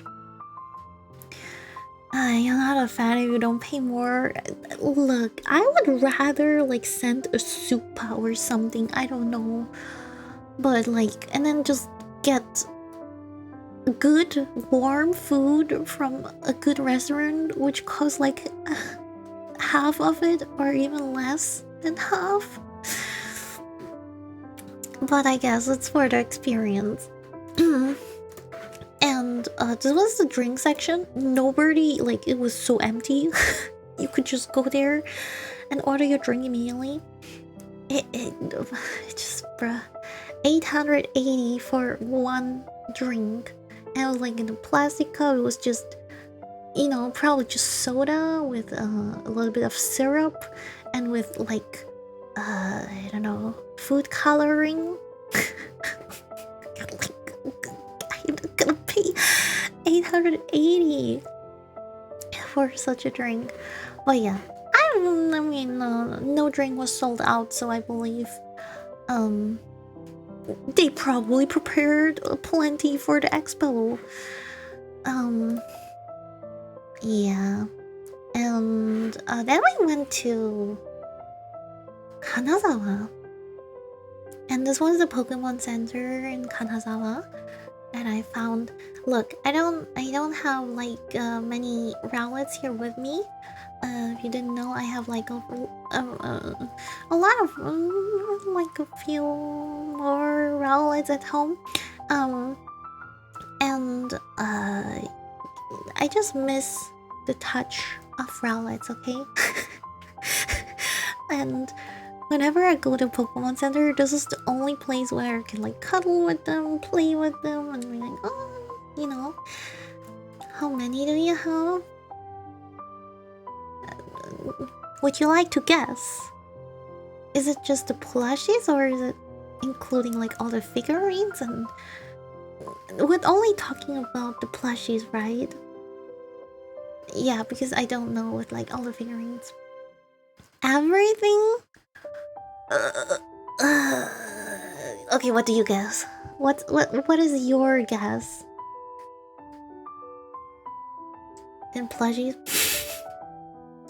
What is your guess?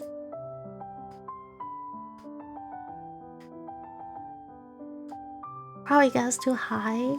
I don't know. Try your luck. How crazy do you think is tofu?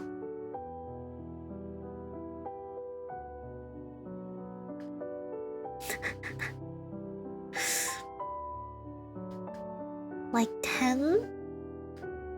33 or 40? 40? No, we're not at 42. I think I'm like at 37 now. Only 37 if I'm not wrong. Or maybe 38?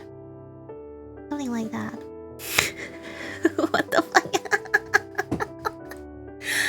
And you know what? The best is who joined the Rowlet crew? Zhongli. I got the dragon form. Rex Lapis. I guess that's the easiest way to look it up. Plushie. And I'm gonna collect every Rex Lapis plushie. Seriously, I need more Genshin Impact merchandise. But yeah, wait. I might have to change some. I had to do something. That's why it's out of order. Okay. This one. Well, going back a little bit. This was on the day of the Pokemon Café. Yes, this was on the day of the Pokemon Café when we were all together, and there was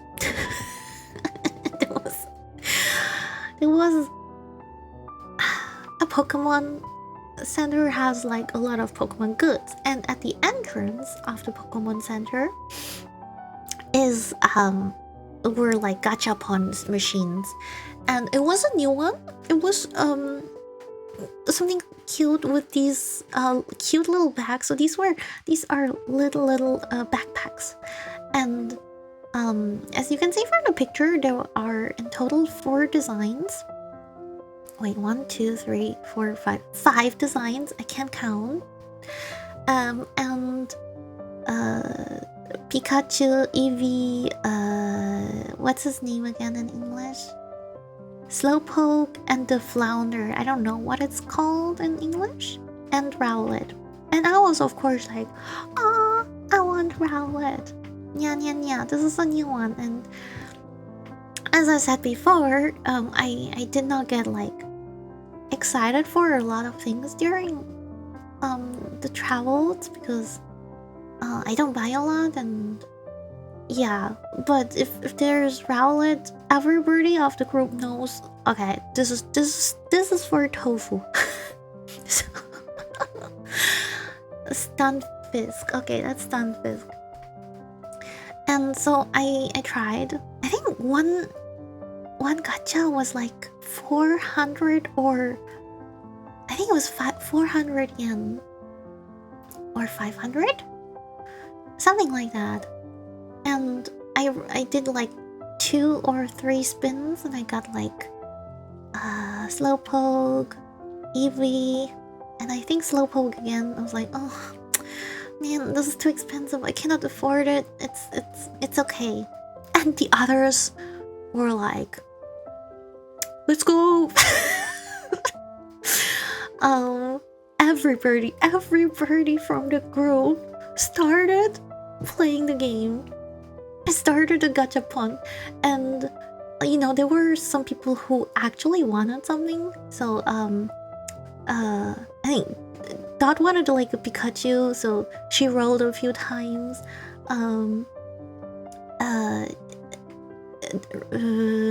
Yuria wanted, I don't know, she was just like, I'm gonna help you with the Rowlet.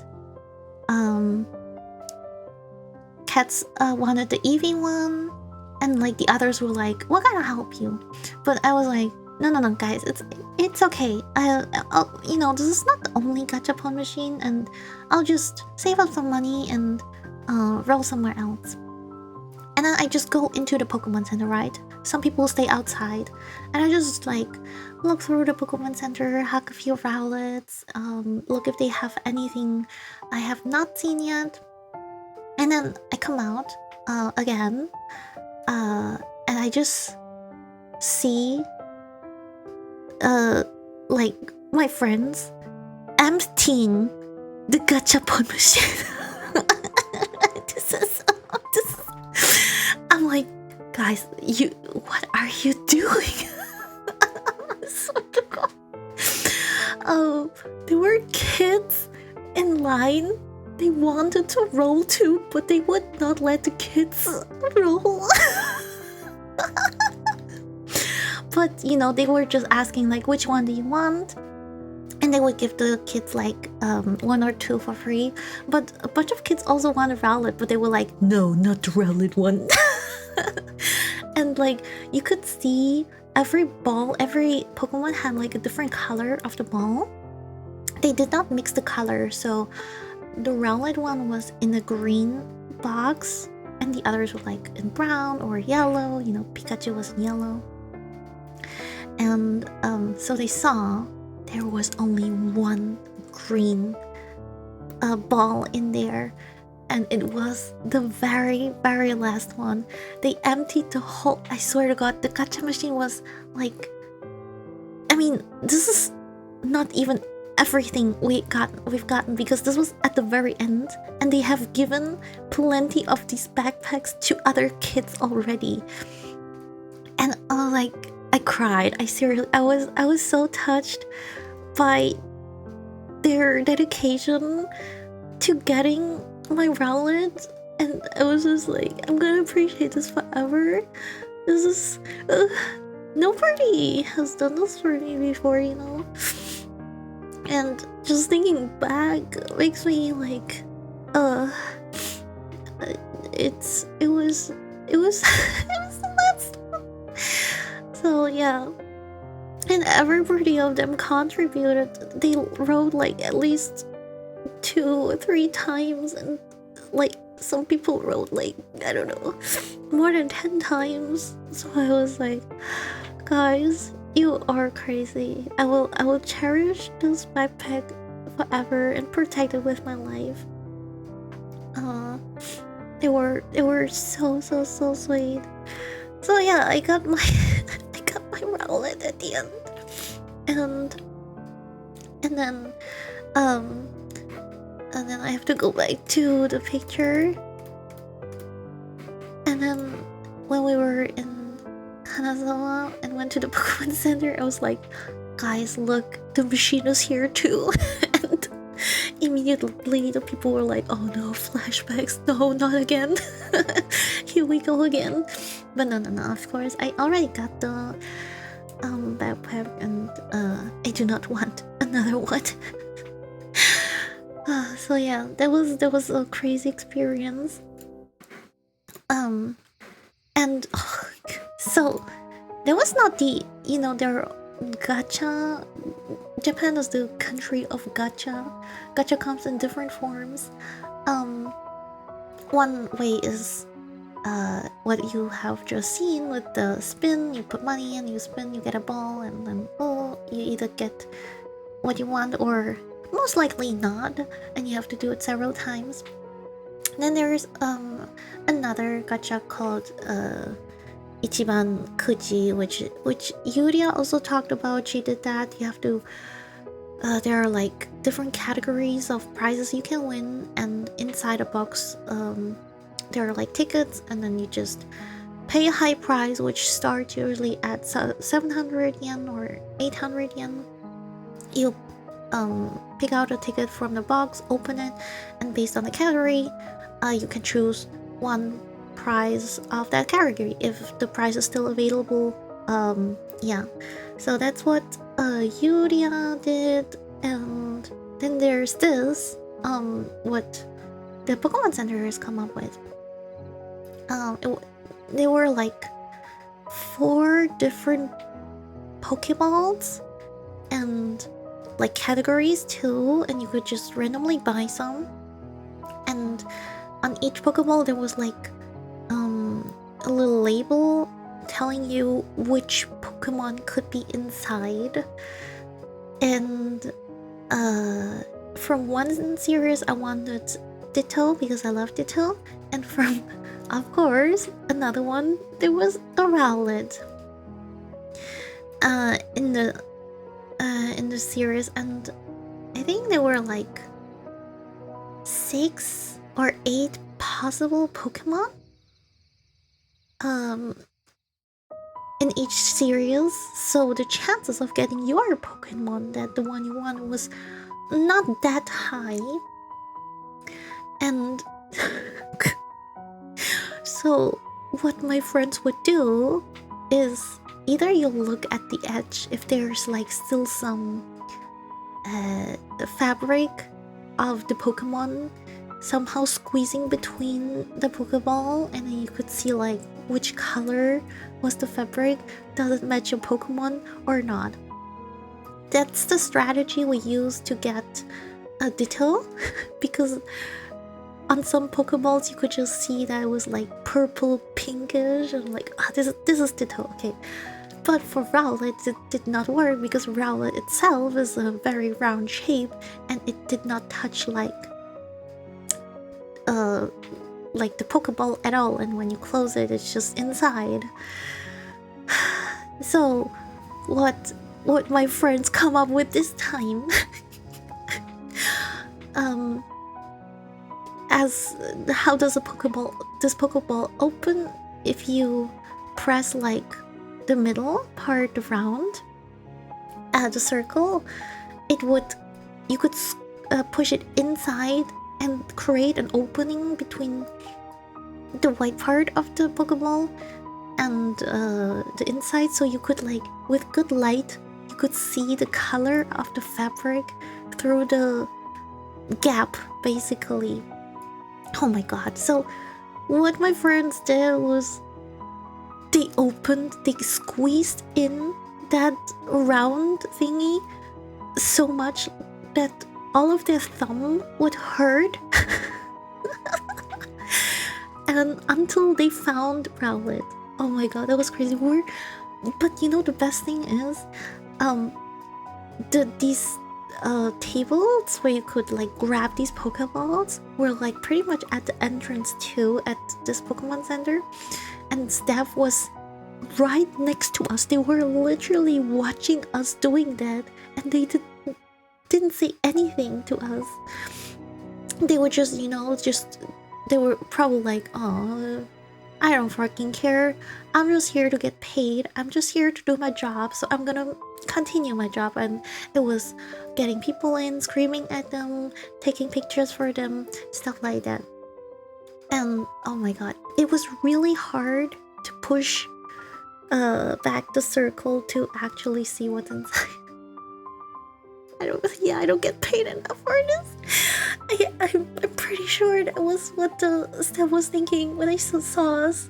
Like, just a bunch of, like, gaijins pushing in, like, taking every ball out of the table and just pushing in that thing just to get the rowlet. That was so funny. I don't have a picture of rowlet. I'm gonna show you the stuff all eventually on cam. Not today, though. And then yeah, in Kanazawa we had the anniversary stream where my wife cooked for me, and yeah, the people who were there knew what happened, but yeah, we had a very nice curry that night. Von Falling, thank you so much for the gifted sub. Thank you. Thank you for gifting only one sub. I really appreciate that.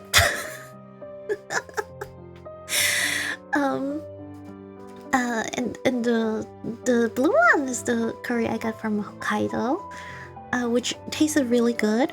And then Yuria got, of course, the the bad curry, strawberry curry. It was very sour. It had a slight hint of sweetness too. I don't know what it is, but Japan really likes to put like sugar in all of the food. Like, you know, I'm from Germany. Our bread is not sweet. It is, I don't know. It's just, I don't know how to describe. It's just bread. It's just normal bread. But in Japan, every bread is a little bit sweet. It's super fluffy and it's always sweet. I don't get it.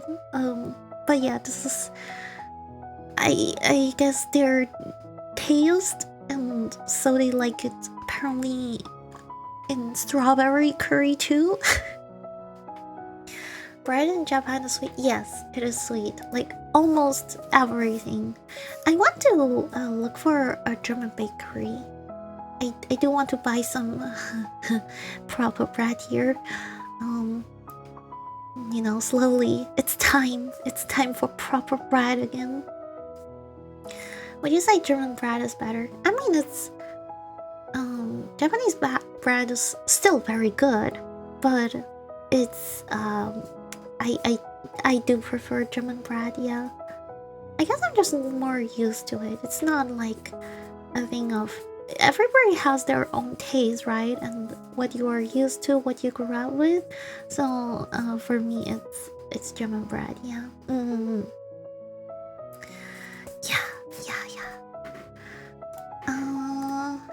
Yeah. This is the packaging. On the last picture, we did not even add the white. I don't know what it is. White parts of the blue curry. But yeah, strawberry curry pink. Ooh, beautiful. This was in Kanazawa. Yeah, this was in Kanazawa. So like pottery is also a big thing in Kanazawa. Like craftsmanship overall, it's like very well known for old Japan. They have like these districts of samurai district, ninja district, the Kanazawa castle, and pottery is a very big thing. And I just saw these kingfisher pottery in the shop. I was like, oh, this looks so pretty. Everything is like handmade, and you can see it in the price. I did not buy it. It was too expensive. I was seriously thinking about it. Like, maybe I should buy them. It looks so good. Just one, maybe just one cup, but Yeah, I didn't do it. I'm not regretting it though. I'll cherish this picture. Maybe one day I'll go back and pick it up. I don't know. Um, and then I went to, yeah, I was still in Kanazawa. I went to Conveyor Belt Sushi with Yuria, and at Kura Sushi they always have like, you can. Remember what I said earlier? Japan is just gacha. Yeah, you can play gacha at a conveyor belt restaurant. So how it works is, the more you eat, the more chances you will get to win a ball gacha. For every 5 plates you get the chance to do so, and we miserably messed up the whole thing because we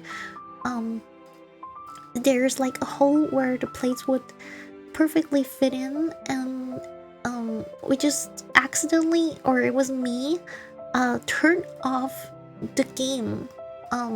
It would count the plates, but it would not allow us to play the gacha. And we were just so excited about playing it, right? We were just like collecting all the plates. I think we had like 25 plates at the very end, which is a lot, I would say, for 2 people. And then it would just not show us if we have won or not, and we both were confused, and I also didn't know how it works. And then we called staff-san and explained and showed like how many plates we threw in, but nothing worked and nothing came out. And they were just like, okay, something. Yeah, we just messed up. And they were friendly enough to just give us 2 wins, and we could just choose 2 gacha from like a box. And we just out of, I don't know why, intuition, we just both grabbed for the blue one, and I guess it's colored again. The inside matches like the outside, and we just got the same one. Yeah. Even like a character we don't know. It's they have like at this time a Conan collaboration. I don't know who that person was. I don't watch Conan.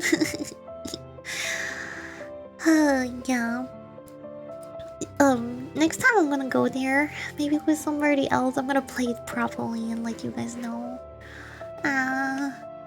That would have been cool to get Conan. There were like even 2 Conan possibilities in there. But yeah, it is what it is. At least we got something, you know. It's not that common that we just win. I don't think the chances are that big to win actually a gacha one. And yeah, this is the last picture because I added it, so it was the last. Yeah, and so after Kanazawa, I went to we went to Gifu, to Takayama, and because well, Yuria had a JR pass and I did not, because I live here now, and as a resident you cannot get a JR pass. So I would take the bus and Yuria would take the Shinkansen, the train. And because I didn't plan the route thoroughly in beforehand, it was like everything last minute, and I didn't think that I would have to buy like that sounds so stupid, but I didn't think I would need to buy a ticket, you know.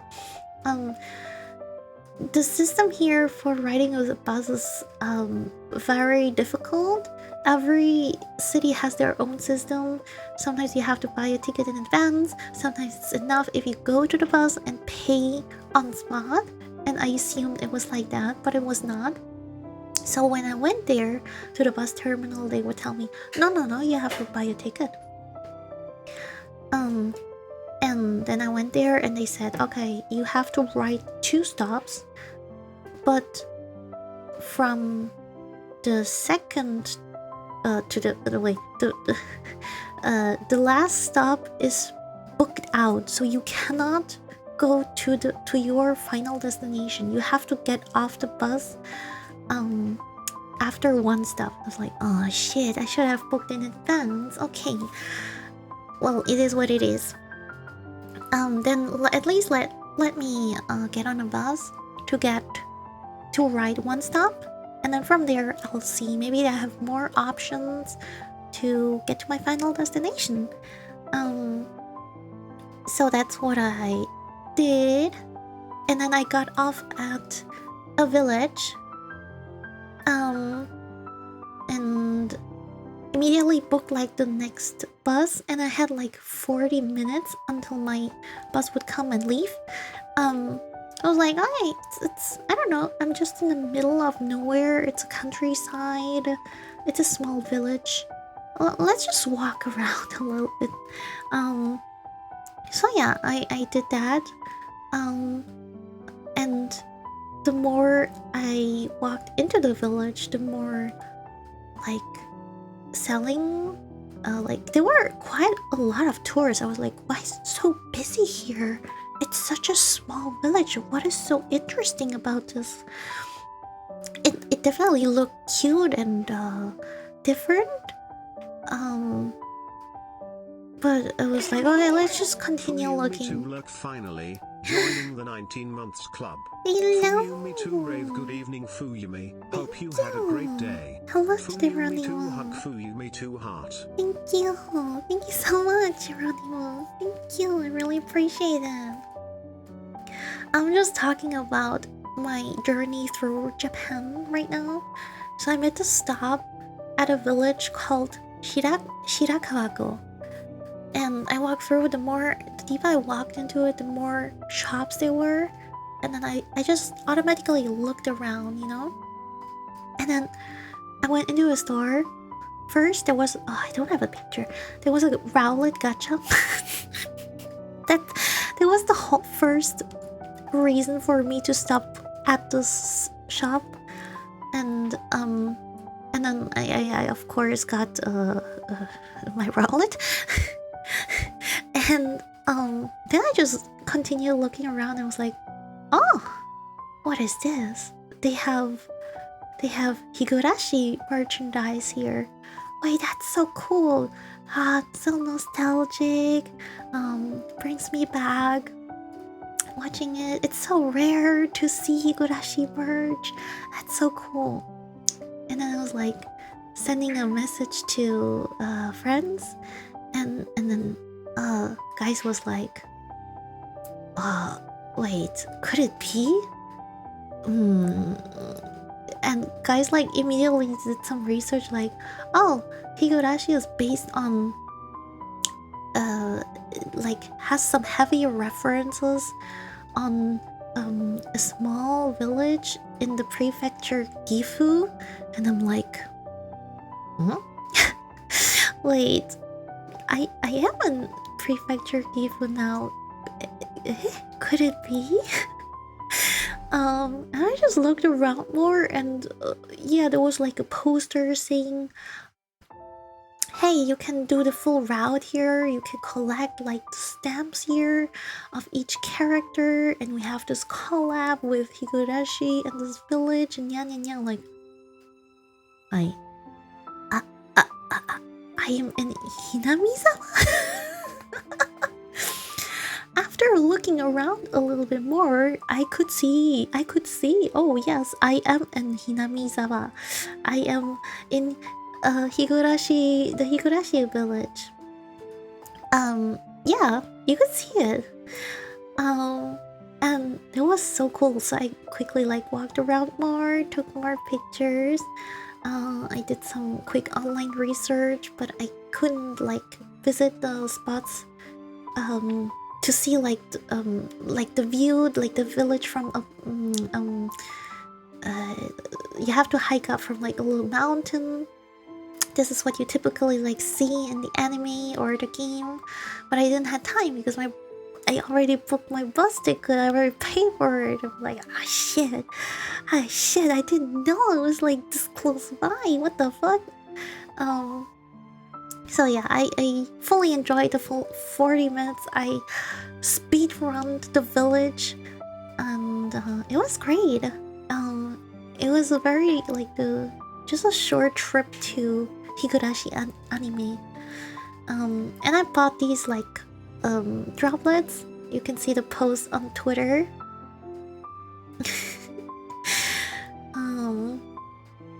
Yeah, I definitely felt weird because yeah,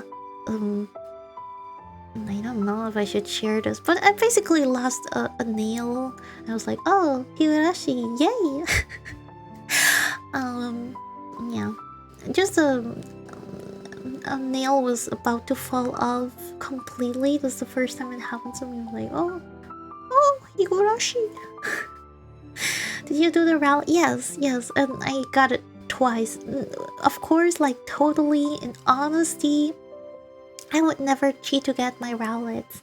I was just very lucky that out of the whole box, I did not hit any other figures from this gacha. I only got 2 rowlets. Yes. I'm just like my fortune said. I'm just incredibly lucky. Yeah, very lucky. And yeah, then I moved on to Gifu and met up with Yuria again. And yeah, we had a good time there.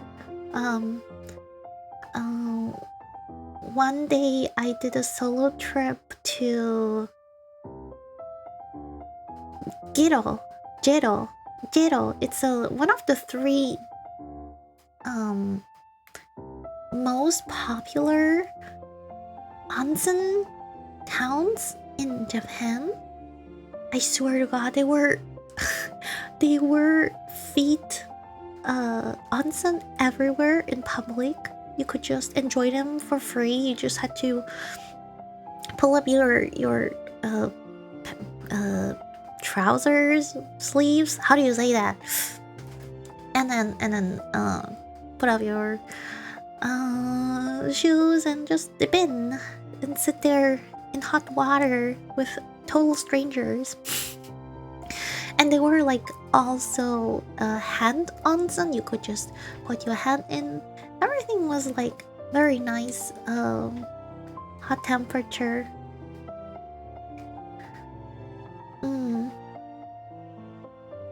Rank A you have. Yeah. I have rank A, rank S luck, of course. If it involves Rowlet, I can fully depend on my luck.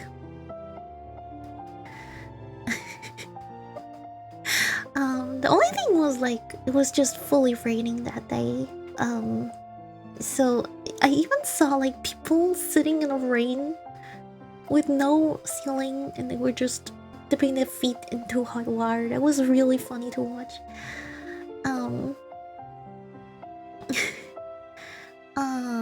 Alec, save for Ganya's weapon or go for... Wait, which character do you like more, Ganya or Ayaka? I would always go for the character you like more. If you cannot decide yourself.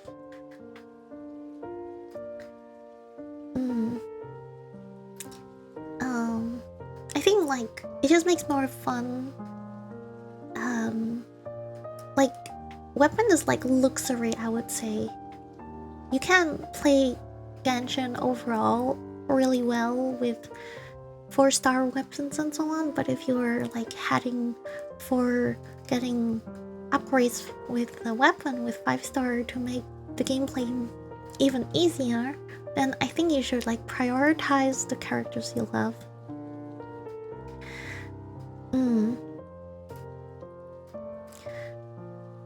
I like Ganya, but a weapon better skill.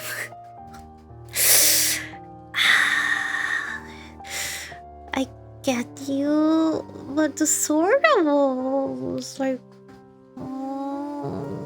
it's really good. You can use it on others as well. It does not have to be Ayaka.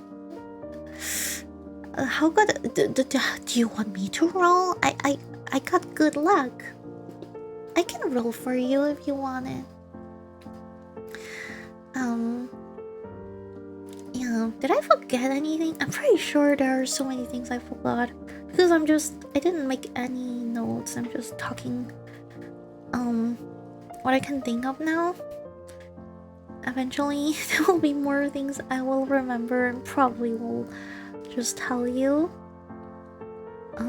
But yeah, just looking through pictures, I think that's basically it. Nya. No, wait, there's one thing I have to tell. One more. So after Gifu, we went back to Tokyo one last time to finally stay here. And frick. I'll just try to whip one of you guys. Okay. I'm gonna roll for the next banner too. If you need any help, let me know. I will put it on Discord. So when we went back to Tokyo, one of the appointments we had was to meet Nubia-san. If you don't know Nubia-san is Yuria has one original song called Starlit Journey, and Nubia-san is the composer of the song, and he lives in Japan. So since he saw like quite a bunch of tweets of us being in Japan, we set up a meeting, and we met at this super cool music bar which I didn't know exists.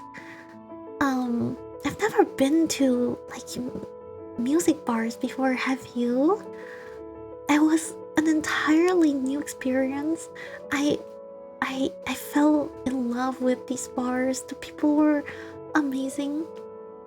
So what makes it so special is there are like only a few tables, at least for this. I'm just talking about this cafe, this bar, and there was like a stage, and there were like all kinds of instruments like the bass, guitar, and you could just, if you knew the instruments, you were just allowed to play, and everybody from the audience was allowed to like request any songs. It was like a karaoke bar, kinda. I mean, have never been to a karaoke bar, but there were like TVs everywhere, and they would like show the lyrics and like the chords for the instruments. The difference between like karaoke bar and this was like everybody from the staff, they knew like almost all of the instruments. The music was live. It was not like one stupid track that would just play and then you would get the lines and sing. Everything was like improvised by the staff or like the people visiting the bar. Like people go there because they want to just jam, you know, play music together. And this is what everybody had in common at this place, which made it so fun and familiar because everybody had like the same passion. We were all there because we love music and we wanted to either play or sing. Well, I was not aware of that the moment I stepped into the bar, but eventually I would find that out. Yeah, Nubia-san also didn't know like a lot of tracks, and they would just learn on the spot. So how he explained it to me is they just have these accords, and between these accords they just improvise and listen to what the others, they just trying to harmonize well, you know, because they are musicians, very experienced. They can react immediately and make it sound good. And it was crazy to watch that. Sometimes like we requested a specific song, or other people and like the staff people, they were like waiters, bartenders, right? But the moment we would request a song, they would like put out their phone, look up the song on YouTube, and listen to it like only a little bit. They would not even fully listen to the song. They would just like get a feeling, listen to how they play the chords, and based on that, they can like play the whole song. It was crazy. And amazing to see because like usually the bar is just like with the typical instruments, right? Drums, guitar, bass. But Nubia-san was there with us that day, and Nubia-san is a professional and he masters the cello, and just that touch, adding the cello gave so much to the music.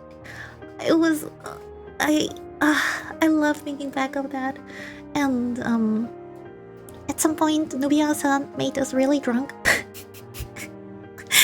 and convinced Yuria to sing Starlit Journey on stage. This is when I sent the tweet of I'm gonna cry. She's gonna sing on stage for the first time when I'm experiencing it, and it was amazing. I was so happy to see Yuria on stage. I was so proud of her. She was there just rocking, and everybody was freaking out to hear her singing. I'm so proud of her. I'm so proud of her, and I'm so happy that I was there and I could experience history. And everybody was like screaming and applauding, and yeah, like so cool. It was so I love to think back of it, of course. Talking about Nubian Angel Sword, yeah, he's the composer of Yuria's original song. And then Nubian-san, he was also aware that I do sing. And he would not stop asking me. Well, it was not even asking, he's just like forcing me to go on stage too. But I was like, I'm too afraid. I don't want to. I've never been on stage and like singing in front of other people on stage. So I was like, I don't want to, and I was shaking, but they forced me.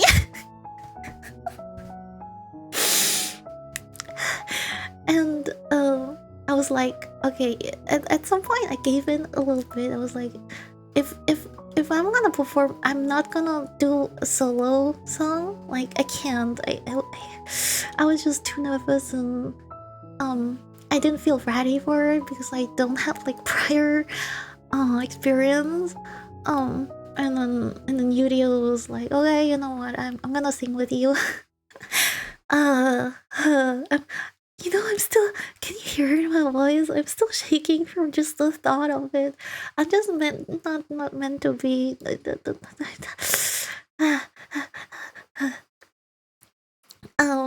Yeah, and then you know, Nubia-san went to my YouTube page to look up which cover songs I have made, and he was like, Fuyumi-san, I know what you can sing. I was like, no? Why do you say that? Oh, yeah, I looked up your YouTube channel, and you know King. I was just like, fuck my YouTube channel. I'm gonna delete every video. I was just like, it could be.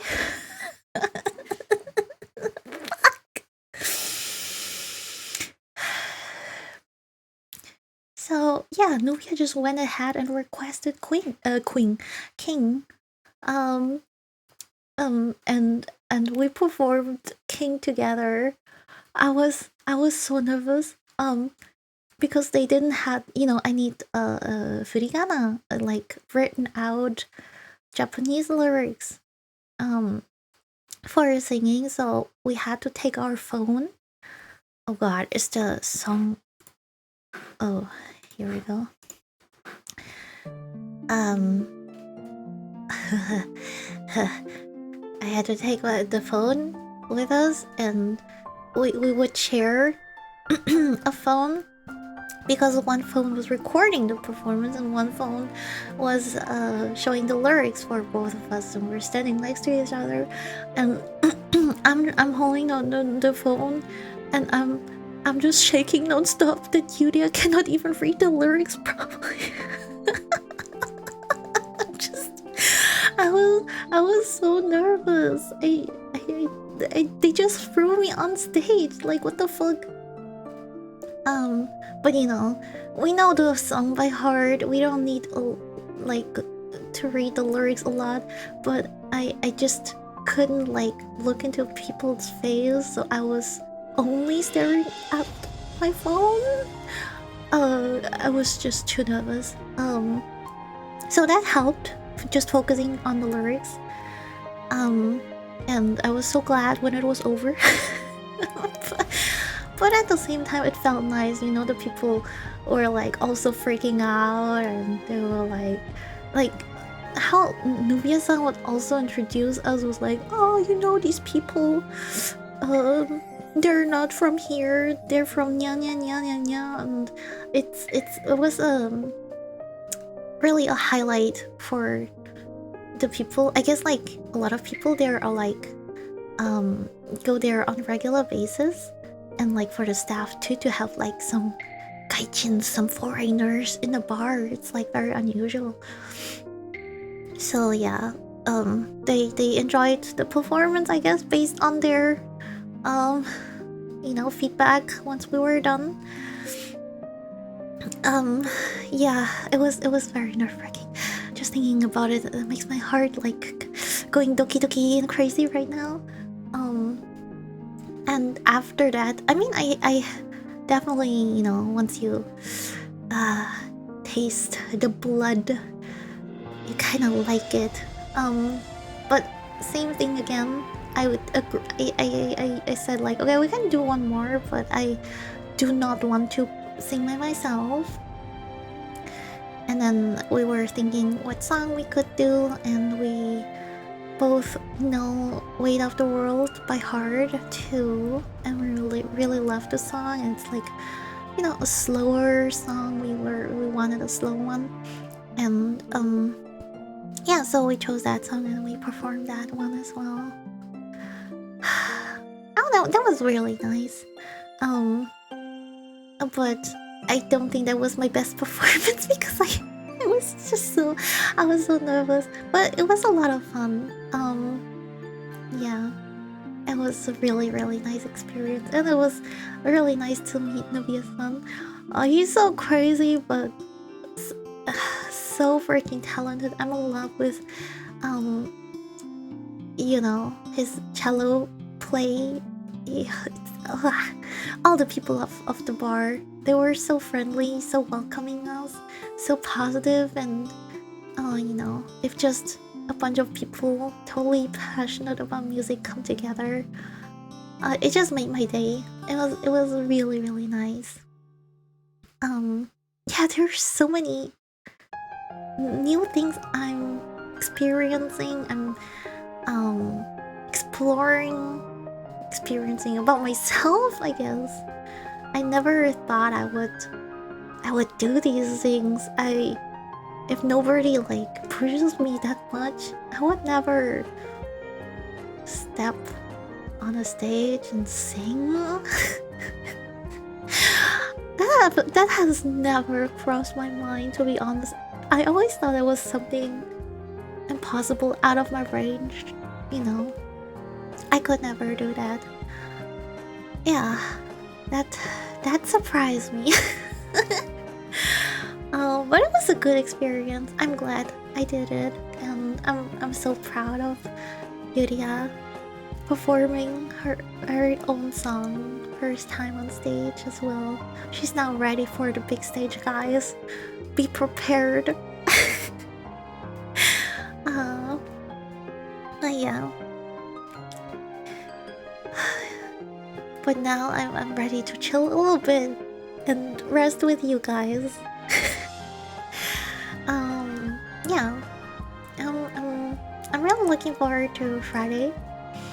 I wanna practice more songs there. I hope I will see some of you there. I know it's for some people it's very early. But just fix your sleep schedule. You beep and be there.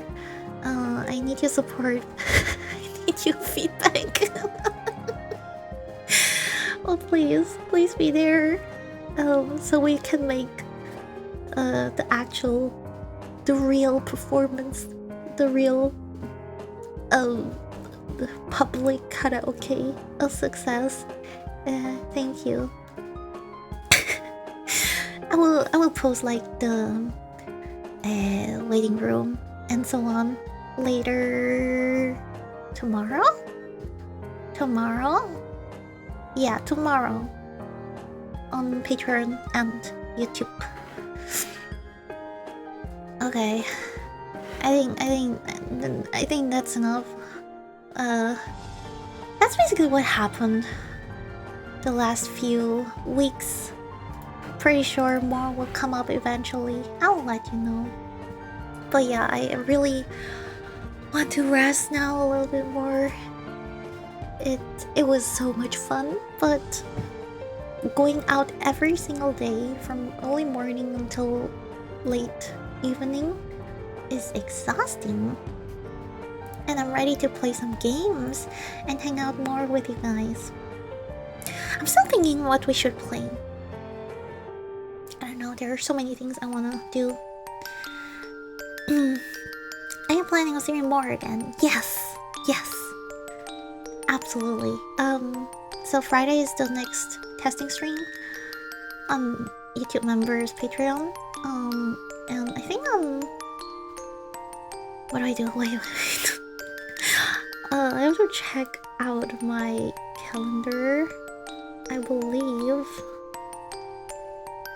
Yes, on Sunday. I think on Sunday will be the next stream on Twitch. Yep. So please look forward to Sunday. Genshin. Oh. Don't worry. I will play a lot of Genshin too. But I thought maybe we could do also something else, like one short game or something. I don't know.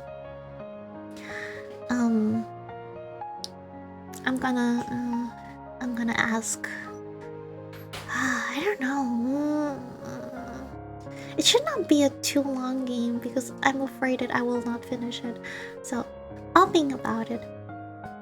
But should I only play Genshin? I can do that too, to be honest. But I thought it would be nice to play something something else because I've been playing Genshin like still in the background the whole time, right? I want to do something else. There are other games than Genshin. Yeah, what about Honkai Star Rail Nya? When is that one coming out? Oh yeah, I think on Sunday we're just gonna watch some videos together because I have not watched any like new Genshin videos, and I just want to hear more about you guys too. April 26th. I don't know if I want to play that. Anybody is gonna play that? Because like I can barely keep up with Genshin sometimes. Sometimes it's really hard with the events, and on other days like right now I have nothing to do in Genshin.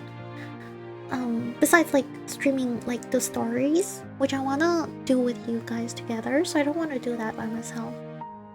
But like the events itself, they are like only a small quick event, but sometimes they have these big ones, right? With a new patch and so on. And then at these moments I'm like, oh, I can barely catch up. To Maxor's Genshin video? Sure, I want to. Let's hang out a little bit. Sunday, take it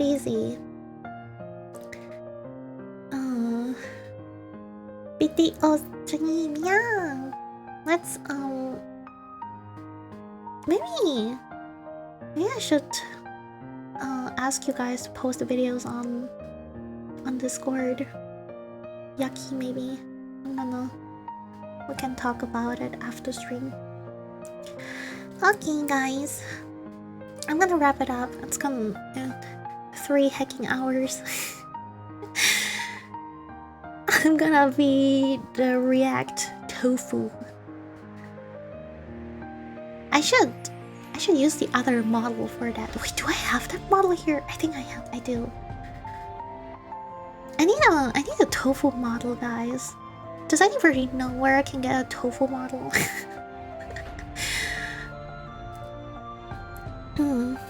Alright. Yeah. Final thing. I think I talked too much. I got way too excited now about talking about performing and stuff. I'm not sleepy at all, guys.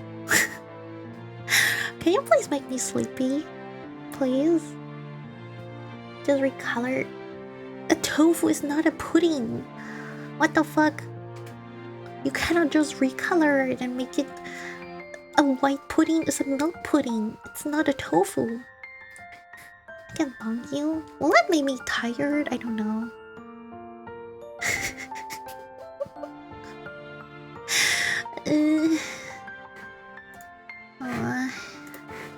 Well, I can slowly check who to rate at least. Yeah, what is your best advice for falling asleep, guys?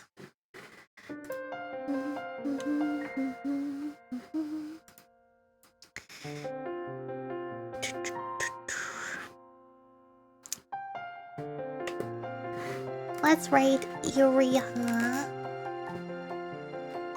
Oh wow, she's online. She's playing Resident Evil 4 remake.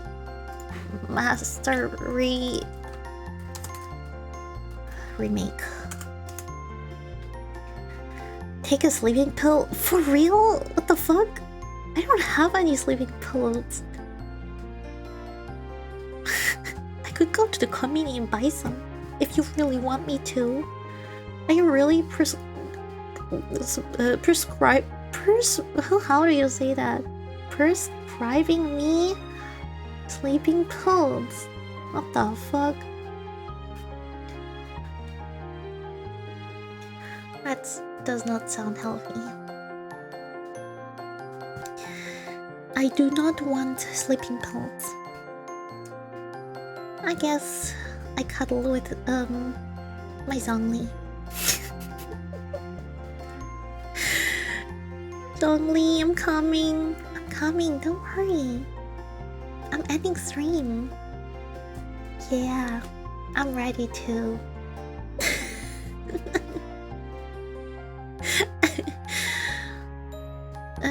Not John Lee.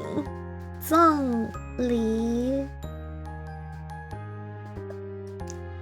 With your hair? My hair? Huh? Oh, like brushing my hair? Like petting my hair? Yeah, Zhongli will do that.